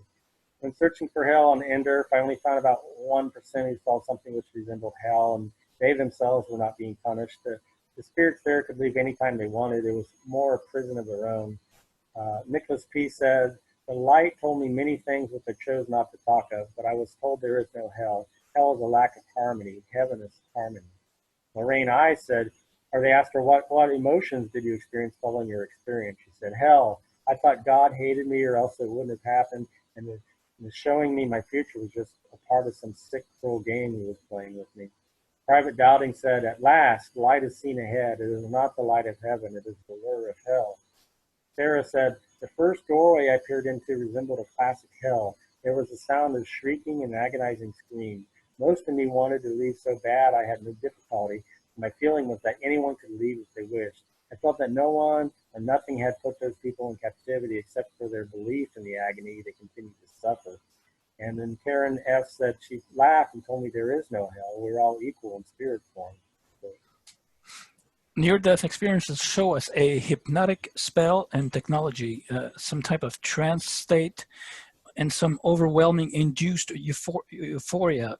Isn't that the classic Stockholm syndrome?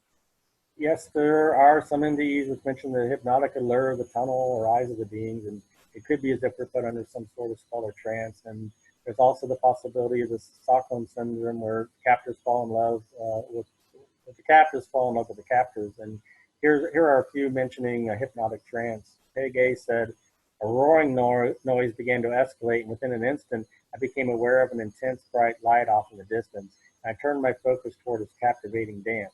The light's prism of energy and illumination began to spiral and grow, and I immediately put forth all my senses into its hypnotic allure. I began to feel the most utterly peaceful, loving sensation, and I yearned to move toward and inhabit this light and the love it emanated. Michael F. said, the pull of this light is so captivating and overwhelming that I have no choice but to completely surrender to it. It reminded me of shimmering liquid mercury. The attraction I feel towards this light fills me with total awe.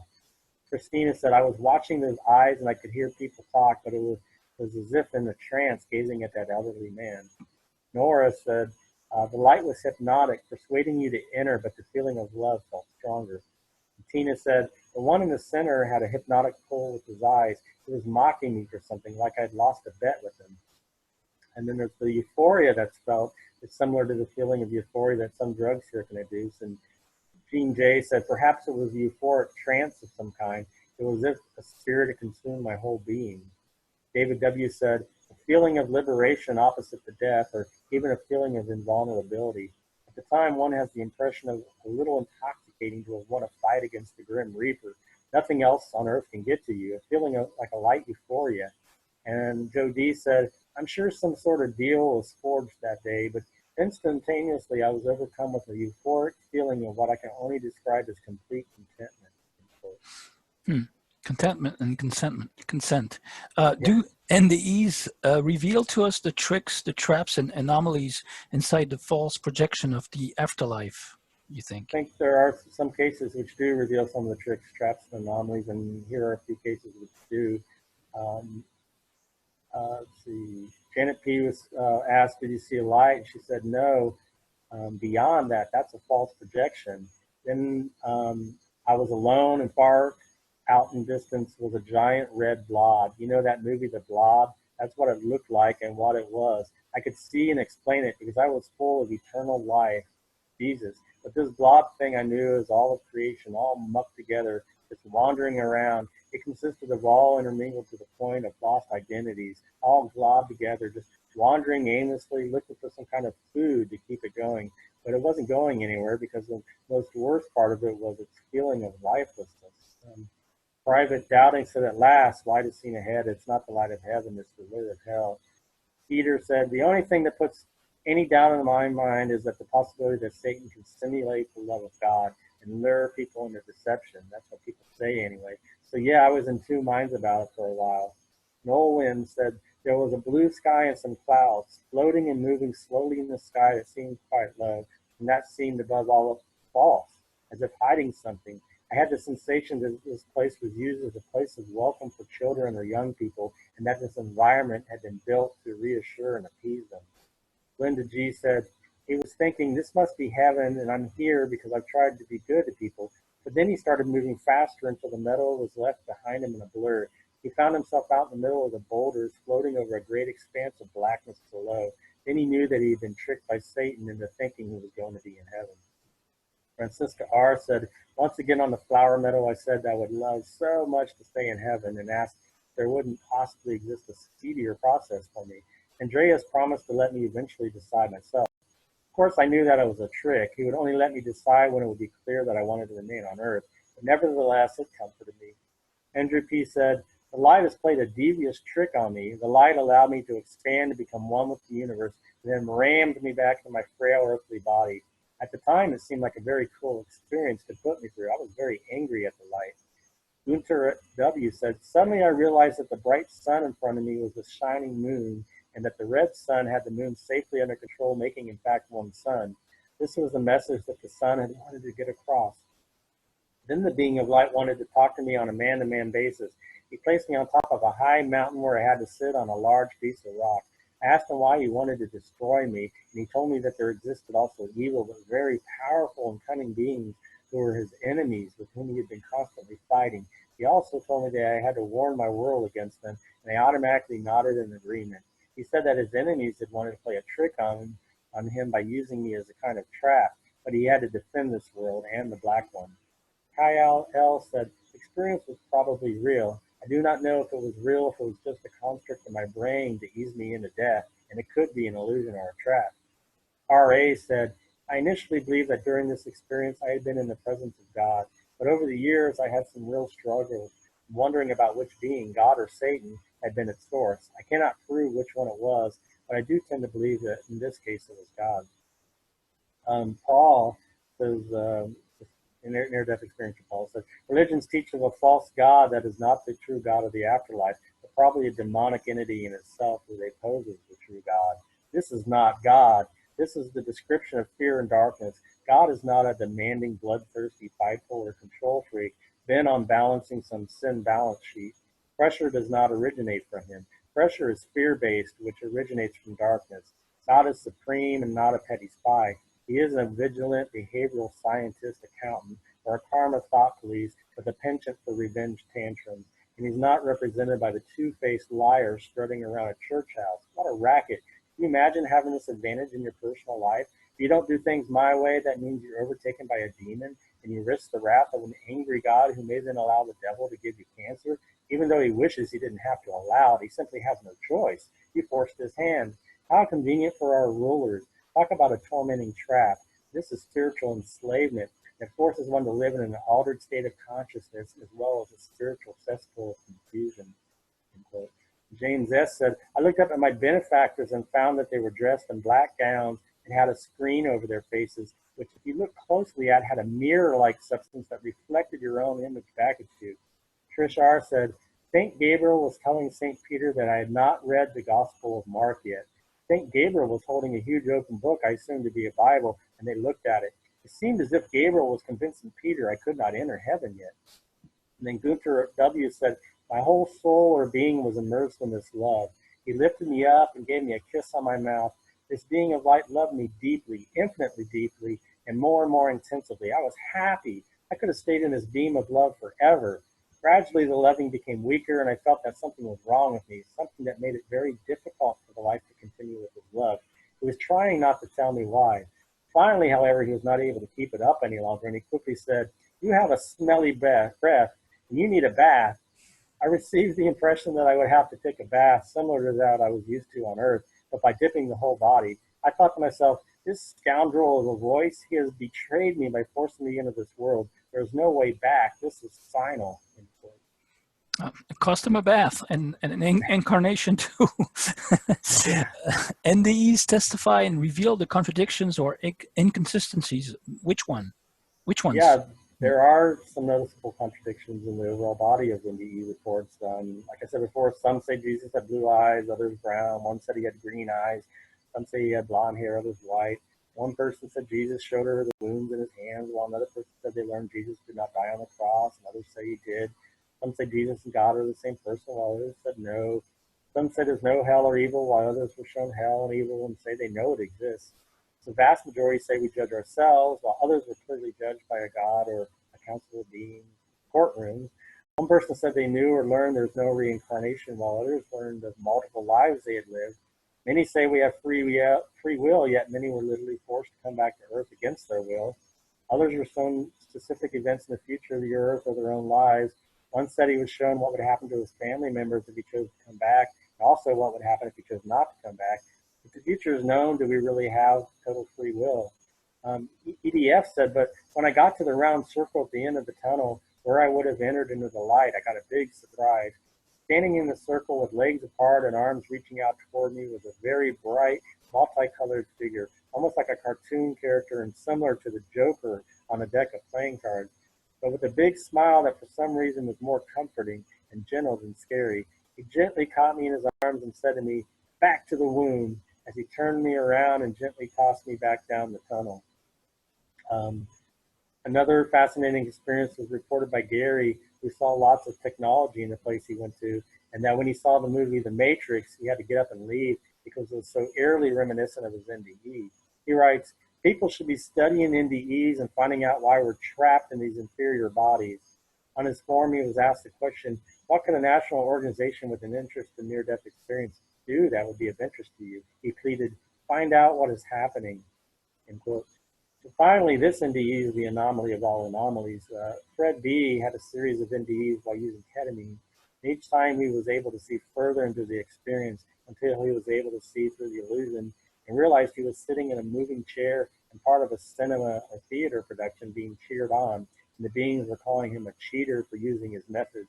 He says, quote, "In the 7+ experiences, I would come back to the same dark room, but I would be wheeled down the spiral corridor. There would be no humming or cheering. I would be sent down in a backstage area where people, staff, employees, would be ushering my body in an open space. I would hear the words cheater being pronounced by some of them. The 6th and final phase would then happen. I would be welcomed as a hero in the middle of a giant open-air stadium with approximately 90,000 spectators. Loud music would be playing while I was wheeled on stage. I remember then feeling totally immersed in the experience, as if my body on Earth didn't exist anymore. People that I knew on Earth, parents, friends, coworkers, would be waiting for me on stage. They would all be happy to see me again." So, That's a hell of a stage. like Truman Show, right? Yeah, totally. And these show us that consciousness is creating reality. Is that the key to our freedom and free will? The near-death experience does seem to be driven by consciousness, and the realization of that free will is the key to our freedom, because many are not using that power and instead are relying on an external source to dictate to them their reality. Some NDErs were indeed able to manifest or create their own reality, but it seems once one has gone through the tunnel and to the light, that ability gets surrendered or greatly diminished. Dwayne S. said, "As I was being shown how to manifest anything I wanted and that it would be instantly granted, I thought of a piece of my mother's chocolate cake.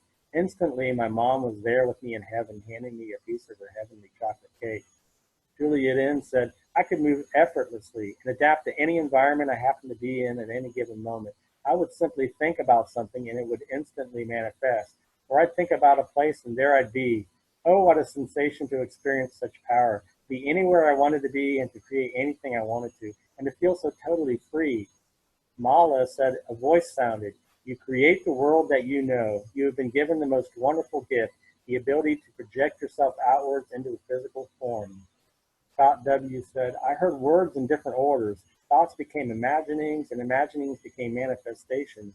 I used the things he or it gave me in that place, and they were things most forget to use when they are bound.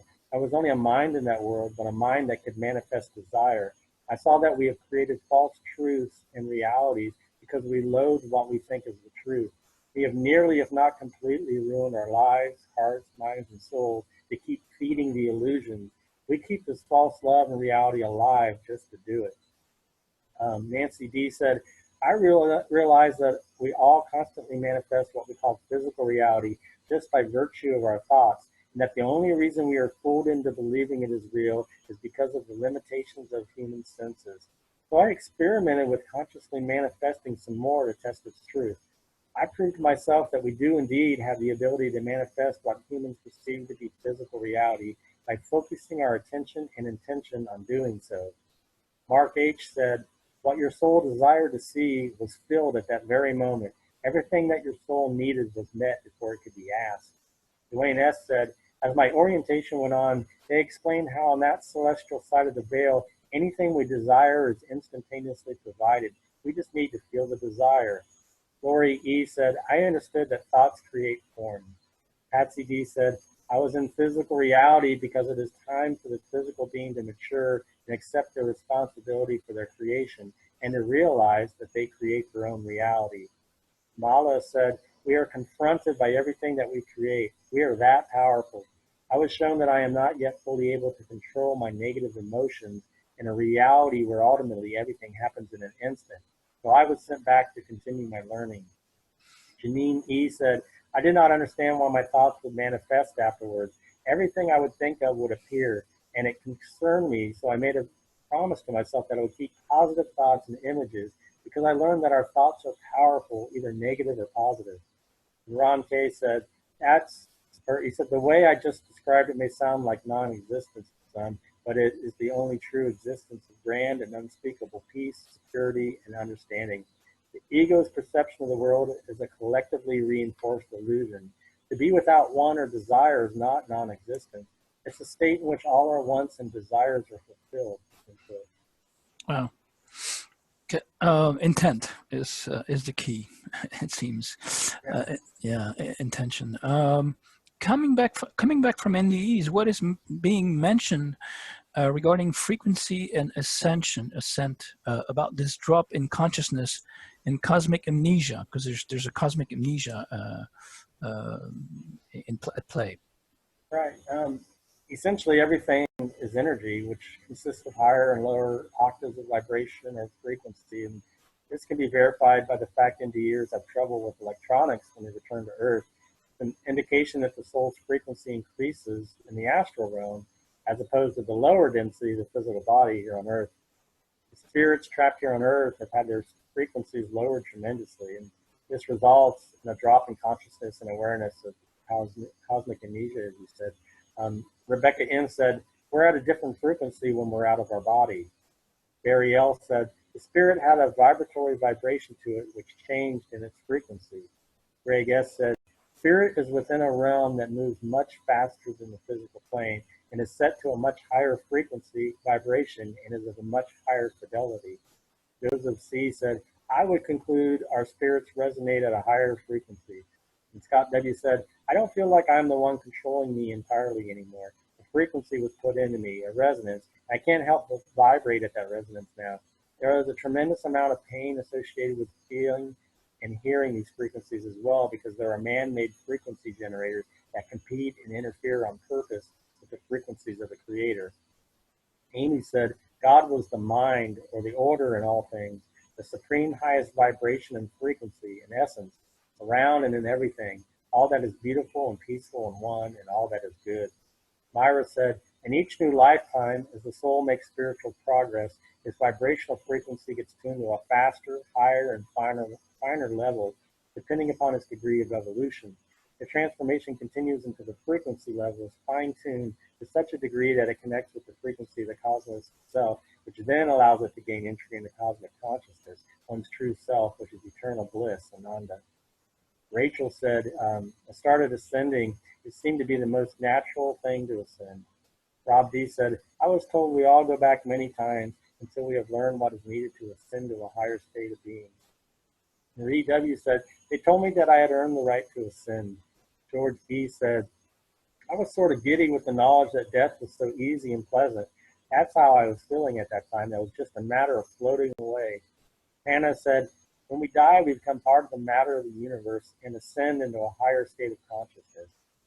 And here is David's NDE, where he toured 7 planes of heaven. This should give you an idea that there are higher planes than that first white light, and your goal is to go to the highest one possible.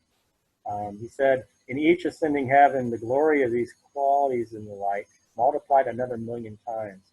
Inconceivable how bright and beautiful life is in these heavens to any mind alone, separate from this light. I was taken to the point where ecstasy and love were so overwhelming, I could barely stand the levels of cosmic energy and ecstasy any longer. I was then taken into the 7th heaven. What happens there is so far beyond my abilities.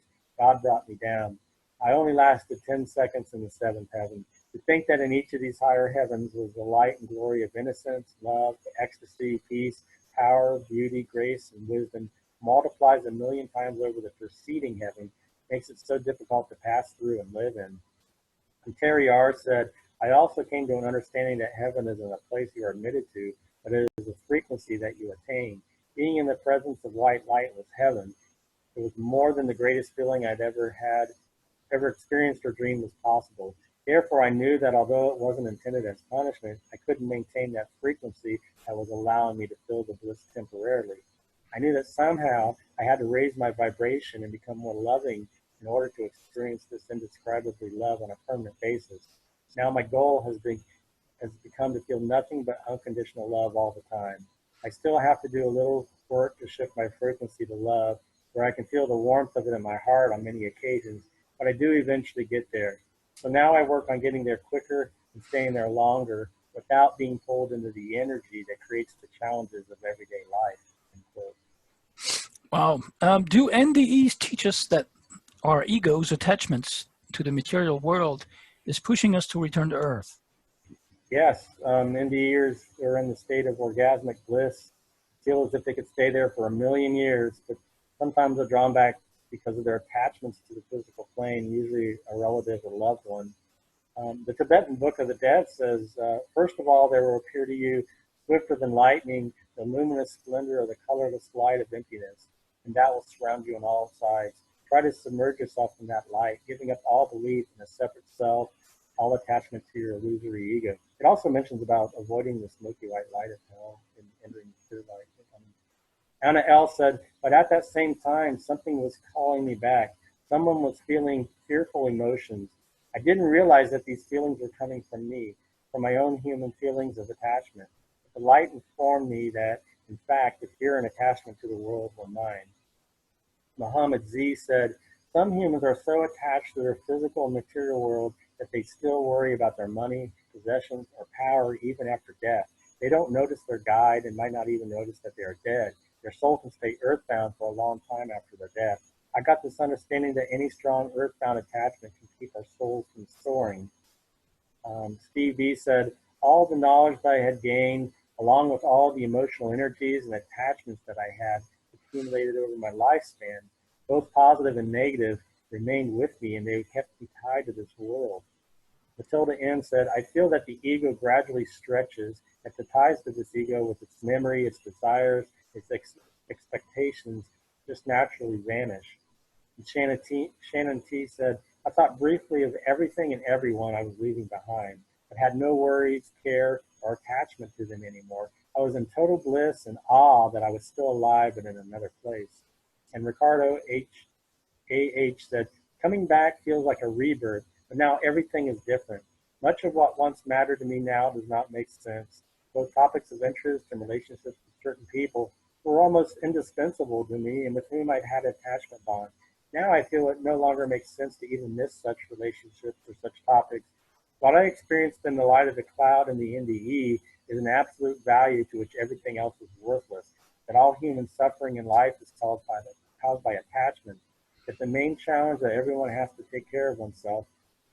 I maintain my relationships naturally without needing to attach to any loved one. I behave in a more comprehensive, serene, and compassionate way with people with whom I interact. End quote.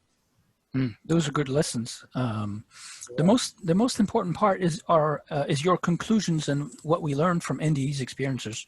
Are we in a gigantic soul farm being harvested? Why don't we learn from our past suffering and hardships? Are we here to feed a collective energy like predators? Yeah, so I mean, what conclusions can we draw from this phenomenon known as the near-death experience? First, there are NDEs that support the notion that we do indeed live in a holographic matrix and that this life here on Earth is an illusion or dreamlike. There are a few dozen who got the impression that life is a game or form of entertainment. Earth is said to be a school where we keep coming back until we've learned all our lessons, but we don't even remember this fact while we're here, which seems counterproductive. You would think we'd at least be able to remember that we're in a school to learn and not have our complete memory wiped. And at school, we get constant feedback on how we're doing with exams and grades. We know whether we're passing a course or not and where we stand. As I mentioned earlier, we have 7 billion souls on the planet now. We've presumably been reincarnating here for thousands of years. I mean, how many lives does it take a collective to learn, especially a collective that is supposed to be God? Now, NDErs claim they know everything and have access to all knowledge while in the light. They say we are here on Earth to learn. Why would we need to come to Earth to learn if knowledge is so readily available there? And we still haven't learned enough about love. And then it's implied that the learning never ends and we move on to new planets and new star systems. It seems like God could think of a better, more efficient system for learning with less suffering and hardship. Many do not want to come back or send it back against their will. That doesn't sound so loving to me, making somebody do something against their own free will. I don't see the need for a system where creatures literally have to feed off each other just to survive. It seems very barbaric to me and may just give an insight into what's really going on, even at the astral level. About 1% of the experiences mentioned seeing aliens, including the gray aliens seen in abduction experiences. The similarities to the abduction phenomenon is a cause for concern, as the conclusion of many prominent researchers in that field is that they do not have our best interests in mind and that they are indeed harvesting our souls for energy. I think given the evidence that we can manifest our own reality with our consciousness, then we should not need to rely on any external light seen at death. After all, we are light ourselves. Everything is energy, a continuum of frequency, and there are realms or dimensions far beyond the white light, and we should set our intentions on raising our frequency and ascending to the highest frequency. Since frequency is a wavelength, we would actually be going within ourselves. We do not need to even take any form at all, and we can exist as pure awareness or energy. But when we die, we can create our own reality and can travel by thought or intent. Unfortunately, other entities may try to usurp our sovereignty or free will and trick us into doing their will and willingly give them our energy. They're nothing more than holograms that are external projections from our own divine light inside us. There are entities who pretend to be family or angelic beings.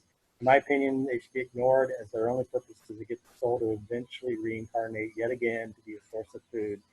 We can raise the vibrational level of our soul, which is light. Just keep increasing the vibration of your spirit as much as you possibly can by using your focused, willful intent, and you will ascend in frequency and travel inward back to the source of that divine light in the eternal light realm. This means ignoring any distractions that try to lure you a light or an attractive being. You'll eventually arrive at what the Gnostics call the eternal light realm, or the height of heights, the light of lights. This should be our spirit's natural, original state. You just keep increasing the spirit's vibration or frequency until you arrive at the highest frequency, which may manifest as the purest light, the absolute truth, and unconditional love. So I'd really like to hear from people about their experiences, whether they believe we are learning and growing here through suffering, and whether they believe our spirit and God are evolving, whether or not our spirits are sovereign. My email address is wayneJbush@gmail.com. That's WAYNE, the letter J, BUSH@gmail.com. Thanks for having me on your show, Mark. I really appreciate the opportunity. Thanks a bunch to you, Wayne. It was really really big, and I hope you give our listeners some food for thought and not food for archons, because that's what we're here for, and that we someday will get past the archonic filters in the afterlife realms, and that we know what's awaiting us in the astral projection, that's afterlife, and we don't have to experience an NDE to understand what you all explained, and really thank you for all this enlightenment with the real light and the false light, and thank you so much, guys, and we'll see you very soon, and I hope that you enjoyed Wayne, and this is his second interview about NDEs experiencers, and this was a real eye-opener for everyone, I'm hoping. We'll see you next month. Thank you, Wayne. Yeah, positive thoughts and higher frequency until we get home. Yes, exactly. Later. Precisely. Bye, Mark. See you later, guys. Bye-bye.